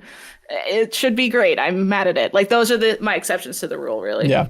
There is kind of the middle ground here where every once in a while it's like we get a code for a bigger game and someone's like, I'm pretty meh on it. And then it's like, okay, since it's a bigger game, do we put a flare up just to let people know? For example, Jeff, I'm not calling you out specifically, but it's like Civ 7. You know, it's like, is it valuable for listeners to know that Jeff and Sarah tried Civ 7 and we're kind of like, not so much. It's like, maybe quickly like you just did there, but if you try to make it a podcast segment, it's going to be bad. I think so. Yeah. But it's a weird thing to have like rapid fire heads up, everybody, in case you were buying Civ 7. These two people aren't wowed by it. Like, I don't know how valuable that really is. You do like a monthly meh check-in, like all the games exactly. that were kind of meh. You can't. Yeah, and that one specifically feels weird because I don't think it's super in either Sarah or I's wheelhouse. So it's like, what are we going to tell super fans of Civ who like know this in and out? Yeah, I was confused by it and I didn't have fun with it. There you go. That's now you're all perfectly informed. Go do whatever you're going to do with it. Yeah. Stephen Toth writes in and says, uh-oh, I'm having party issues in Avowed. Kai's the kind of guy who captivates me with every word, but is completely ineffective in combat. Giada, is that their name? Is as interesting as a piece of undercooked toast, but her support spells shine. When choosing RPG party mates, do you go for combat useful or story interesting? I do. Whoever is my favorite is on the team no matter what, and then I build the rest of it around that for combat usefulness. Okay. With Avowed specifically, I am Giada and Marius, and that's mostly story-based. No, Kai. I love Kai, and Kai gameplay, honestly, I think is good. It's tempting because the way he taunts people helps me get my combo I need to get my speed up. When they're not attacking me, they're attacking him. That's great. But with my character, it's like I'd be with Giada because she is the animancer and we can connect on magic stuff and she's helpful, her point of view on that. And Marius is really keeping me alive. Like I understand paying him as a tracker. So it's a lot more narrative based. And if I didn't care about the story, for sure it would be combat first. But I'm sidestepping Kai, who's maybe more useful in combat because I think the story reasons are with it. Now that I think about it, when I played Baldur's Gate 3, I was swapping out depending on the area, but that was a rare one where I was just kind of doing that because I knew that person would have a lot of extra story if they were in my party. Like Shadowheart should be out in Act 2 because that's the Shadowheart area. And if you don't do that, you're just missing out on an extra 3 hours of interesting stuff. Right. Yeah, that's interesting. But that's that's a unique situation though. Like for the Avowed situation, which is like 95% of the times where that's a thing. Yeah. Whoever's my fave gets to hang out the whole time. Everyone else is just swap in, swap out / whoever's the most useful. Yeah. No, I do like that. I think that's the way to go. It's like, if I'm entering like a Geth section of Mass Effect, like Tali has to be there because she's going to have interesting things to say for sure. You know, like it's fun to do that math. That's Mildly Raven writes in and says, is Mario Kart 8 proof that software doesn't actually sell hardware? I like this question. It's a really good question. It is proof. I think it is. They say how can a single game do nothing for one console and then be the killer app for the Nintendo Switch with Mario Kart 8 Deluxe? Because it's not like it plays better on the Switch. You know what I No. mean? It's not like you need to be on the toilet to really play Mario Kart. You could be on a It's nearby just- toilet on the Wii U. That's true. I don't think it proves any of that. I think Wii Sports definitely proves that games sell consoles, first of all. Wow. That's like the most obvious one. But it's like I think Mario Kart 8 is a weird one because it's the 8th freaking game in the series. Like people already know what that is. And it's not the kind of thing like everyone saw Wii Bowling and they went out and bought a ridiculous console because that looked fun and it looked different from what people are doing. Yeah. Like if this was the first Mario Kart, maybe people would have been wowed enough to go get a Wii U. But that's such a known commodity and people have played that experience so many times. Even if it is the best Mario Kart, I can understand why that didn't get people to run out and buy the Wii U. Yeah, and it's just a weird thing too of like, maybe it's just because I'm not a huge Mario Kart fan, but Mario Kart to me feels like rock solid. You know what you're going to get, but I don't know if it's a matter of like, I need this system for Mario Kart. But it's like, if I already have a Switch, what's the obvious game? Mario Kart, I guess to sum it up, feels like, I don't know, I guess Mario Kart. It's kind of how I feel about the series. And when the Switch sells that mini, it's just like the default for now millions of people is, I don't know, I guess Mario Kart. And I'm sure it helped sell Super Nintendos when it was the first one that came out. Sure. And people saw that and was like, oh my God, this looks really cool and different. And they ran out to play it. But yeah, by the 8th one. Is it maybe maybe you think of it more like, could a game save a console that's not good? No. Halo, Xbox and Halo. Did it save console? that? Yeah, I think Xbox would not exist if it wasn't for Halo. I 1. loved my Xbox. Original Xbox? You were mistaken. Xbox No. wasn't a terrible console. Yeah, I think it was okay. It was- Wii U it a was terrible okay. console? No, Wii U was... No, I like my There's Wii U 10 way... Xboxes on the shelf behind you. I like my Wii U way more than I like my original Xbox. Interesting. Do you guys You're a think so? freak. Really? Do you really think that only Halo was the thing that, like, not only Halo, but Halo saved it? Yeah, absolutely. That's certainly the widely accepted narrative. And I'm nothing Interesting. but accepting of widely accepted narrative. So yeah, I totally think so. Yeah, for sure. I mean, Brute Force was good. I don't know if it was that good. Yeah. Black. Because it's just, if there was one thing to resuscitate the Wii U, it would have been Mario Kart, because we see how it sold tens and tens But of millions I- of copies thereafter. I think the other secret to its success, to Hanson talking about why it sells so many, is my friends have it.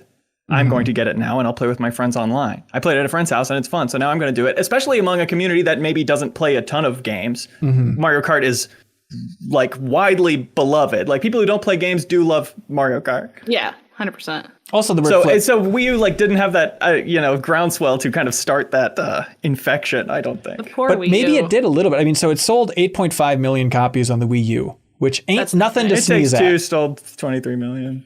29 actually they're up to now.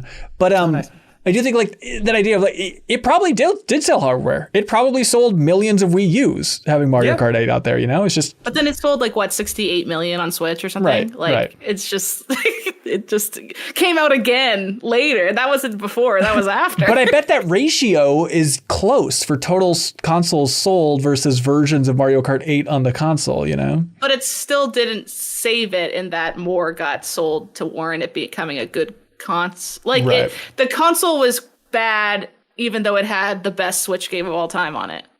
That came out later, 10 years later. Right. It's I guess. weird. That's Travis a weird question. Travis and Fargo, Mildly Raven, you should be embarrassed for writing with such a weird question. No, that's a great question. Oh what a good no, thinker. it was a good question. Made us think. Travis and Fargo says, hey, with the increasing number of big studios shutting down, it's clear that something needs to change in AAA land. Do you think any big studios will or even should moneyball their studios and have Bobby Kotick make a guest appearance? No. Break up developer teams into smaller units to work on smaller games to try and achieve a higher number of smaller scale successful games. Am I making sense, says Travis? Yes, I can't understand. believe that's not what we're seeing across the board. It's so obvious to me that that's the way to do it with so many successes, massive industry-changing successes from solo developers or tiny teams. But I don't think they're wild successes because there's not that much overhead. It is smaller teams. So the idea of like, hey, if we break Activision up into 100 different strike teams and one of them makes a Slay the Spire, it's still not saving Activision. And that would still be a Hail Mary to have 1 out of 100 come up with a gem that good, you know?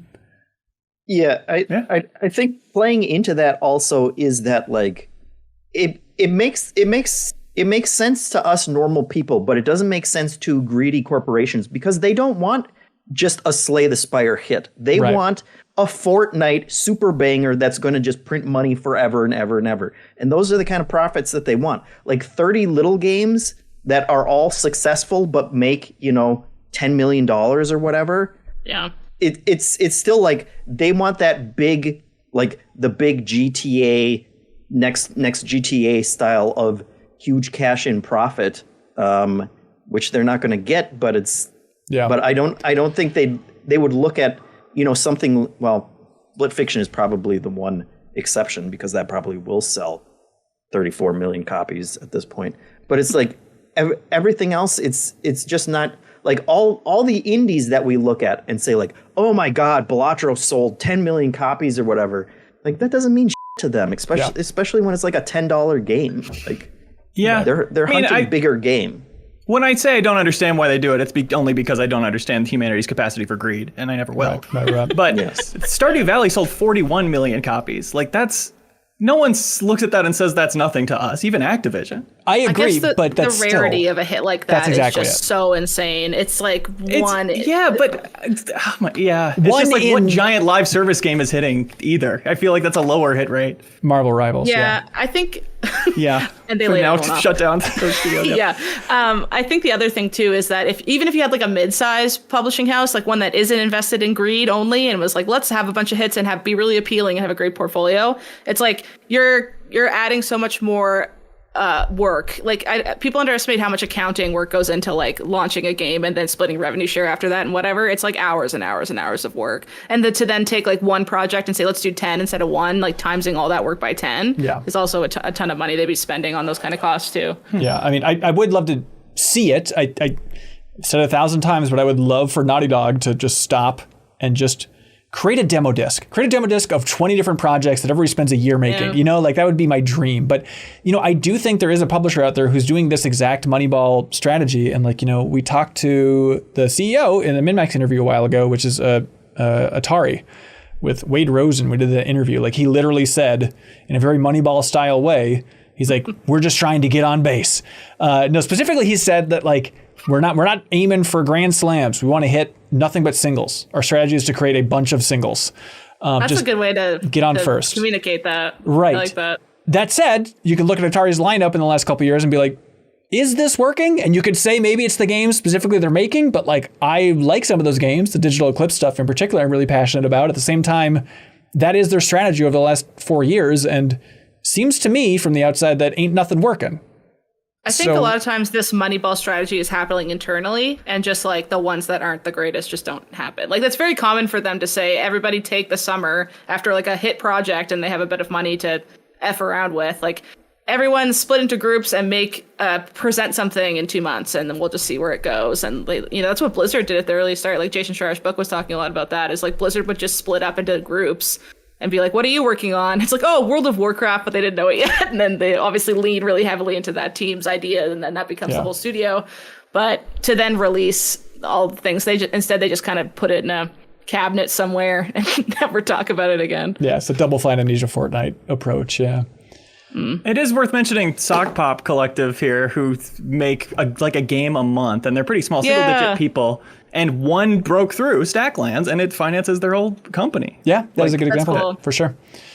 Daria wrote in to say, hey, everybody, just remember, don't forget you should be keeping track of your favorite question to reward at the end of the show. So everyone, if you could just kind of have that mental tally, that'd be nice. Thank you. Little tally. That's the one. Voss Normandy. I totally remember them still. Graham Jones wrote in, missed joke opportunity. On last week's episode of the podcast, Ben said, quote, video game podcast, PU. but no one said more like video game podcast, more like pew pew bang. Oh, We respect women, so we wouldn't. That's right. respecting us would be mentioning and plugging our show. We respect women so much we don't want to mention them ever. It's kind of this thing. It's not our place. We let them. That's the highest level of respect, and I'd say thank you. Tokyo Game Life wrote in, this is like if you put my brain in a lab, if I went into the split fiction bubble, this is the only thing that would be in there is this question, which is, what do you think is the least remembered scene from Jurassic Park? I love this question. It's a great question. What? You go first, Ben. Well, Tokyo Game Life, I think, nailed it. He says, for me, it's when the lawyer is talking to the guy at the Amber Mine. Like the second scene. That was Donald something. Donald Gennaro. Something. Yeah. The lawyer, Gennaro, your big man. It's, he kind of is awkward getting off that little raft, and then it's just kind of a weird setup. Dr. Hammond isn't even here? Right. Grant's like me. He's a digger. The whole thing. It's like, it's just kind of building things up. But when you think of Jurassic Park, I think it's easy to forget that iconic Amber Mine scene. Did you ever read the book, Ben? Oh, yeah. Because that lawyer character is way more fun in the book. They kind of did him dirty in the movie. Yeah, well, it's just because you're looking for any spice of because lawyers are so cool and they deserve all the screen time. And they shouldn't get eaten off the toilet. Yeah, that's really rude. Do people make a lot of blood-sucking lawyer jokes to you? No, I make them about myself first so I can beat them to the punch. Okay. Yeah. Certainly behind your back. Just know that that's going on constantly. Yeah. Do you guys have picks for most forgettable Jurassic Park scene? Yeah, when the T-Rex steps in the mud and then he pulls his foot up and then he attacks that car. I think that's forgettable. That was the most forgettable. Nobody remembers that. I like the specificity of you're making it seem like he's making footprints there for fun. Like when he deliberately puts his foot in the mud and then it makes a little turkey handprint on the fridge. Yeah. And he draws in it with his little finger, his eyes and the beak. Follow me this way. And when they have the meal in the I think that's area later when they get attacked by the raptors. Oh, everybody remembers the wiggling Jello. That's later on. The ice cream scene. Yes, the ice cream scene with the ice cream that's melting and the power's out now. I do think that's also a big one for people forgetting for sure. Yeah. We brought it back to life, huh? That's right. It's so forgettable. No one can understand what it means, which just says the power's out now and that it's a double meaning. I do think also contender. I would say Amber Mine number 1. I would say maybe number 2. Ice cream melting scene. Number 3, the raptor nest scene when they're walking after the car scene and all that stuff, which is also, as much as I love Jurassic Park, the entire idea of like, we're going to make a set piece about a car falling on it. I'm like, who cares? It's the least fun thing you could be doing right now. But the point is... 2, it's a bus falling, and then in 3, it's a plane falling. They love that shit. That's true. Yeah. It is true. Like, it's a weirdly iconic part of Jurassic Park is like to have some hardware thing attacking you. But it's the scene where they find the raptor eggs. The dinosaurs are breeding. I don't remember this, so yeah. Yeah, Alan Grant, he like smells the raptor egg. Yeah. And then, remember he goes like, life finds a way. And then they see the little raptor footprints walking away. That's iconic. Well, the line is, but it's a callback.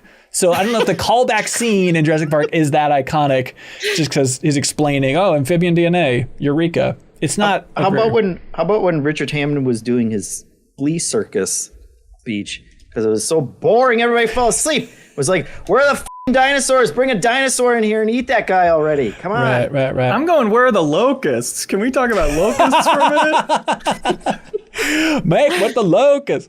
Lee, you think that new Jurassic Park movie is going to be good? No. Yeah, I would love to say it has Chris Pratt in it. No, it doesn't. Everything he's in is good. It specifically does not. Oh, that's hilarious. It was rebirthed away from him. What? He's no longer part of it? That's hilarious. Dominion was probably the worst movie I've ever seen in the theater. It's a rough go. Lurch Durden, what if the universe started with a pew pew bang rather than a big bang? Any comments on that, S. Lurch? Everyone would have bras on. My God. Virgil B. writes, says, do you think it's appropriate in a multiplayer game to call someone a sweat? Can they be blamed for trying their best to win? I think about this a lot. Yeah? What do you think about it? Boy, it comes out all the time.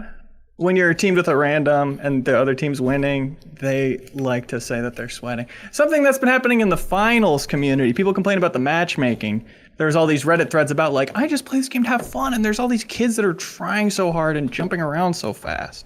And then I saw that translate into the game, and I was like, I wonder how we're all picking up on this idea that there's something going on with the other players where they're taking it too seriously.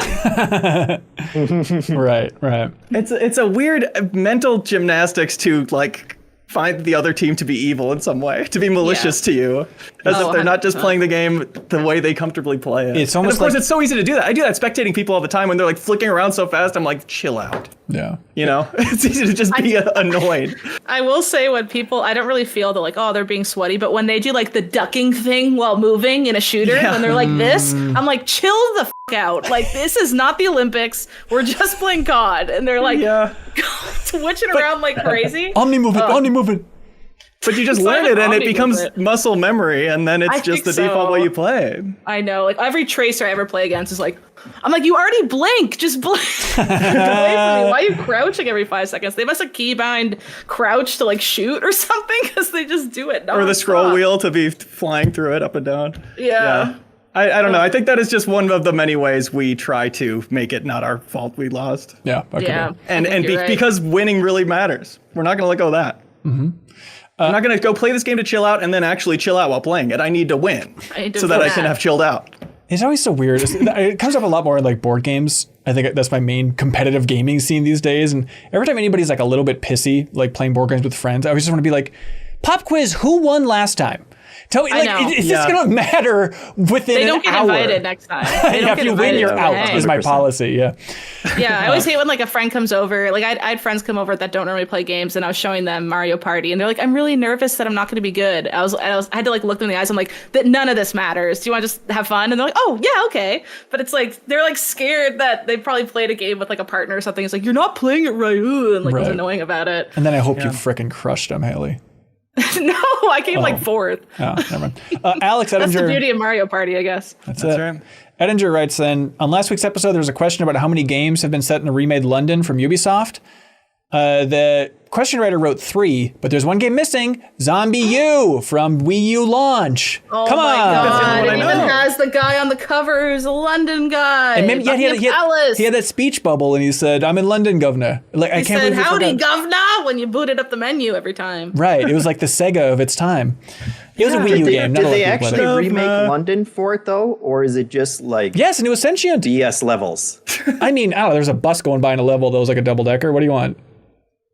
There's the Hello Governor guy. You want the Queen I'm not simulated? R.I.P. God. confident. Remember the Hello Yeah. If I can't go to London and figure my way to Buckingham Palace because I played the game first, then it doesn't count. You think the Queen played that? She had a Guaranteed. golden Wii. Not a Wii U though. She had a No. bronze Wii U, so she wasn't gonna mess with it. The Cherry Jubilee Wii U. Buckingham. is the other one? What are the other ones? Watch Dogs Legion. Leo, tune into last week's episode. Hey, we go Giant wrote and say, hey, just wanted to say, Valhalla and one other one. I can't remember the other one. it was Assassin's tune Creed in. Syndicate. Another Assassins. Assassin's Creed Syndicate. Just want to say I'm loving Pew Pew Bang so far. I had a wisdom tooth removed on Friday morning, and while I've been pain-free all weekend, the area is a little sore. Like if I got hit in the face, it would suck. Well, Monday, when the second episode of Pew Pew Bang released, listening to it made me laugh and grin so much that it actually hurt me. But it was worth I'm it. sorry. Congratulations. Oh, I have a story that's kind of like that, where I had my jaw surgery and my mouth was wired shut, and I had stitches all along the top of my gums. And my sister was dancing in the kitchen and doing like, I don't know, like the "Hello, my baby," and I started laughing, and blood started pouring out of my mouth because it was dripping over my stitches. And I have like this memory of my mom being like, "Stop dancing! Stop!" That's the funniest thing I can Because imagine. Emma had her back to me or something and didn't notice. Oh my God. You're too funny. You're hurting the family. Literally, it was the best. You're too fun. It's like your Vine with Joe. That's exactly that. Yeah. Bradley J writes in and says, hey, what year do you think will be the last time this episode of the podcast is listened to? Oh no, I hate questions like this. Yeah, As long around, there will be people who decide to listen from the beginning. Like one in a while, yeah, but they'll exist. they will exist. Yeah. What if one of us goes on to be crazy influential, like a president or something, and then it's like all these get stored because it's like So gotta what, see where they came Library from. of Congress. so you're betting for Yeah. the sake of this question that one of us is going to become president. Janet will become president. Yeah. Become president. Yeah. But I think probably this episode, probably 2032 will be the last year somebody listens to this. That is not very generous. You think longer? To this episode, I would. That sounds fair to me, honestly. This iconic episode. 2052. Because someone's going to get nostalgic about Split Fiction and want to look through all this media about it. Okay. Do you have a message for them in 2052? I'll be old. Come find me. And do what? And tell me about this, and I will give you $10,000. Doxing is now on the table. Come find old lady Haley, and I'll give you $10,000. Yeah, she'll be like Cap sitting on the bench. She'll have so many tells. I'm going to be like, get out of here. Where are you? All right. What do y'all like for a question of the week here? Because we all remembered them exactly, right? I like the Jurassic Park question. Okay. I thought that was fun. You're being too nice to me. No. Stop it. Have we not talked about Jurassic Park's like also one of my favorite movies ever? I don't think we have talked about that much. That you is true. don't own Jurassic Park. You're right. I can't own that. What does everybody else like? Is somebody downvote Haley? I like should studios diversify, do a bunch of smaller things. That was a good one, Moneyball. too. That was good. Yep. But there can only be one, as we all know. So it's up to you three. Which one's taking it? How come you don't vote? I don't know.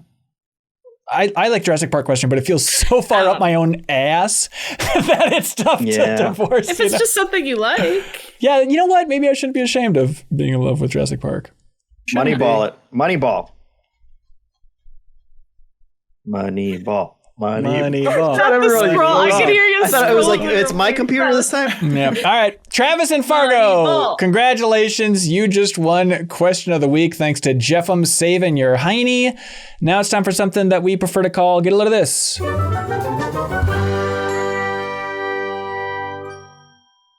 Hey, here's a segue for y'all. Get a load of this. Remember Moneyball? It was on my brain recently because Bobby Kotick, there is this interview that he did that some people pulled a couple headlines from, but I've just never watched a long form podcast interview with Bobby Kotick. Like when I think Bobby Kotick, I think, oh, that heel. He'd always have his stupid grinning smile in every bad story from the game industry. You know, the header is just a stupid head in a sweater. But it was interesting to listen to this long form interview with him. First of all, not a fan of him, but I will say, you get it. You get why he's successful. It's like he's a charmer, he's a schmoozer, he has a good voice. I had never really connected it that way. I'm now in love with Bobby Kotick, and I don't care who knows it. But he was just lobbing out all of these stories. One of them, oh my God, it brings the whole episode together. One of them was about him being like good friends with Michael Crichton, and he's like, I wanted the rights for those Jurassic Park games, and so I had to personally come up, and I sent a message to Steven Spielberg, and I sent him a whole replica of like an egg incubation system saying Activision needs the Jurassic Park rights, all this stuff. But he had a couple interesting stories. One of them was when he was trying to do GoldenEye Rogue Agent, the sequel to GoldenEye N64, they had to work with the Broccoli family, the producers who are in charge of Bond. And Barbara Broccoli insisted that there should be no shooting in the game because it's a bad influence on kids. And so that was their starting point from the negotiation was there needs to be shooting in a GoldenEye sequel, Barbara Broccoli. Of course. And they got it to dual wielding, so they won that negotiation. Wow. But then also... Yeah, Barbara, kids also don't like broccoli. What do you have to say about that? But he also told a story that I had never heard before about how Activision hired Phil Spencer away from Microsoft. That it was a done deal, but then the counteroffer from Microsoft was, Phil, you can stay here and we'll make you head of Xbox. And that's how Phil Spencer ended up being head of Xbox. Because originally, Bobby Kotick says apparently that the goal was that Phil Spencer was going to be his successor at Activision. That's what he was hiring Phil for. And he also told the story of how in Trump's first term with the TikTok ban, all that stuff, that Activision wanted to buy TikTok because he was good friends with Steve Mnuchin, Department of Treasury head, right? And so he was then talking to Mnuchin, who said, oh, Microsoft, I think, is going to buy TikTok. So then Bobby Kotick, this is his version of the story, talked to Microsoft, the head of Microsoft, Nadella over there. And he's like, hey, do you want to like be partners for buying TikTok or how's this going to work? And Microsoft said, I got a better idea. What if we buy you, Activision? And then that's how the whole Activision acquisition came about. Definitely putting underneath the rug the whole accusations, sexual harassment fiasco, which was burning down Activision at the time, which he said apparently was all nonsense and wasn't true. So great. It's an interesting interview with an incredibly important person in the game industry that I understand is not likable, but it's interesting to hear him in a long form thing there. And there's a link below if you want to hear it. I wonder if Xbox console warriors would turn on Phil Spencer hearing that he wasn't loyal. He was ready to go do something else. No. Traitor. This is 3 hours into a podcast. We're not Traitor, says Jeff. Traitor. No one's hearing it. Hey, get a load of this. Mine is tangentially related to that one. Just recently, Activision announced the return of Guitar Hero. Oh, yes. And they did it in the laziest, shittiest way possible. They did an Instagram picture for Guitar Hero Mobile, but they used AI generated art. And it is like, sometimes people use AI generated arts in like video game promotional materials. And then people take a close look and they're like, hey, wait a minute. Was this AI generated? Not even close this time. It's a picture of a stage with like the, Guitar Hero bars coming down. But the stage has 4 guitar players, no other like bandmates. There's a drum set, but there's no drummer at it. There's like 50 amps on the stage, but they're all like warped circles. And then for the tracks coming down, they have 2 blue tracks. Yeah. It's just like 2 blues, but one of the blues halfway down turns purple. It's just like the laziest. Like, no one looked at this and said, hey, wait a minute, this does not even make any sense to human beings. But that's how they announce Guitar Hero Mobile. Well, so. I think it's controversy. I think there's a controversy afoot. I think they purposely put obviously fake AI stuff so that we think we know what AI looks like, but then there's other stuff that's actually AI that's way better. And then we just think it's just normal. Like the Call of Duty Zombies art that they got dinged for recently. Yeah, but like, I think... there's a more devious level to it. Mannix bringing it up in Backstage Pass. It's like, it's not even the game announcement. I think they're just AI generating images of hypothetical games so they can track engagement. Then they can say, this got 40,000 likes on Instagram. We should now make a Guitar Hero mobile game, a new version of it. Oh, that is worse. I think that's what's happening. You made I came with a depressing get a load of this and you made it even worse. That's my specialty. But Leo's going to bring it home.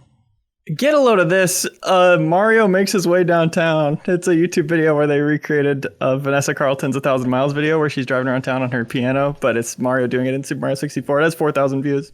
It's good. Perfect. Get a load of this. They're bringing back Roll Up the Rim to Tim Hortons in Canada. Do you guys know what Roll Up the Rim is? No, I don't think I want to. I love that you do, that you don't know. So Roll Up the Rim is the best coffee promotion of all time, where you drink your coffee and at the end you quite literally roll up the rim of the cup and it'll say you're a winner, you won blank, or it'll say you didn't that's win. A good name. And it's like it's so fun. And so we like all growing up, it was always like, it's roll up the rim time. It would be like 5 months of the year where when you get a coffee at Tim Hortons, you could win something. And you could roll it up and it could say you win a car. Like, it's not just like, most of it is just you get a donut or something. But even still, it was really fun. But then they made it digital only and everyone was like, what the hell is the absolute point of this? The whole fun was rolling up the rim. So now they called it rolled up the rim, but you just scanned a code. So you didn't even roll anything up. So it's like, you guys are stupid. But they listened. Canadians complained, and they're bringing it back where you actually roll up the rim. But what's really funny is I saw a post on Reddit where someone won, and it's been so long since that's a thing. They go, how do I bring this in to win? Like, people got so dependent on like the code system that they're like, what do I do now? I'm like, you take it to the restaurant. What do you mean? Like, just show it to them and then you get the thing. But yeah, Roll Up the Rim is back in Canada. And Rejoice. Canada's going strong because of it. Love it. Inressa writes in, or they have a post in the community Discord where they say, hey, awesome old tactical first-person shooter called Due Process, which has been abandoned by the development team for half a year, was recently picked up by a team of community volunteers and ex-employees to continue working on the game for free. And so you can get it on Steam. There's a sale that they had going until March 5th. Sorry, it cuts off now, going to charity and stuff like that. But that's a cool idea. I love the idea of just kind of like it being picked up by the community and former developers at this point for Due Process. But hey, that is it for this episode of the MinnMax Show. Thanks so much, everybody, for watching, listening, sharing, all that fun stuff. As we alluded to a couple times here, new episode of Pew Pew Bang, the standalone podcast. Subscribe on your favorite podcast app. It is with Haley and Kelsey and Janet and Sarah. Super funny episode with them talking about gaming conventions. And then it goes, believe it or not, 1,000 directions beyond that, because Haley makes them take some smutty quiz. So enjoy that. It's a super fun episode. Let's see. Split Fiction. Yeah, the Let's Plays on our YouTube channel. Max Settings, Leo. People have been asking, is Max Settings coming back? And the answer is, we think so. Yeah, I don't know if we can actually say what it is, but soon. In the next couple weeks. Stay tuned, everybody. Also, community meetup. Reminder, if you're going to be at GDC or you're in the San Francisco area, Monday, March 17th, we're going to be at Tempest Bar. Tempest Bar, come on out from 7 to 10 p.m. Pacific. Tempest Bar, there's a post on the Patreon about it. It's a public post because you don't need to be a Patreon supporter to come by. But if you're in San Francisco, you're going to be at GDC Monday, March 17th. Come out to the Tempest Bar. Let's talk some games. Let's have some jolly good times. It'll be a fun time. And I'll be out there. Haley will be out there. Janet, Sarah, some other folks as well. So come on out to Tempest Bar on Monday, March 17th. We'd love to meet you. It's the same place it was last year, which was a good time. So looking forward to that. Again, give us a follow on Instagram. Leave a comment on that post about skydiving. And you're in the running to win a code on Steam for Airborne Kingdom. Also, fun thing. If you want to watch along with us, we're going to do an episode of Max Spoilers next week, not for a game, but for something that we've been talking about doing for years, which is a Max Spoilers on Richard Linklater's film Boyhood. We're going to be talking all about it. Janet's never seen it. We're going to unpack it. Jacob Geller is going to be there. A special guest will be there as well. The boy himself. So if you want to watch Boyhood from Linklater over the weekend, we'll be talking about it, and that post will be up on Monday for something fun and surprising for everybody. Less surprising if you made it this far in the episode. New Show Plus, Leo, it's you and Jacob playing Shadow of War for some Monolith memories there. But I think that is it for MinnMax here. Thank you so much, everybody. Bonus pod. Oh, crap! Bonus pod! The redheaded stepchild bonus pod. It was awesome. Wow. It was awesome this week with you and Jacob talking about Flash games. Like, give us some big hits of the Flash games you talked about to tickle people's nostalgia. Oh man, Interactive Buddy, Fancy Pants Adventure, Snowball Fight 3D. Yeah. Art of War, Kitten Cannon. It's like all the Nitrome games. It's like the thing where you don't think you played them, but then you see gameplay and you're like, oh yeah, I played that. Like those kind of games. Yep. And you can unlock that episode of the podcast. The bonus feed is available too if you support us at the $5 tier on Patreon. Bonus pod, I always listen to it and I'm like, okay, what would be a good excerpt? What would be a good clip to pull out on YouTube to show off bonus pod and how good it is? But the problem, Haley, it's too good because like the entire episode is good. Like the episode about decision making in games with Kobe Joe talking about Avowed. Fun. This one here last week. What was last week's? It was also excellent. The Sims. The with Sims. Annie and Yeah, Sarah. it's like there's just not a clip because it's also good. Like there's not a good 5-minute chunk that like excels beyond the rest. So hope y'all are enjoying bonus pod. I think it's too quietly because there's not good enough plugs on the show. Some of the best MinnMax content out there. But thank you. All right, that is it. Thanks so much, everybody. We'll be back next week. Until then. Be good, have fun, let's go!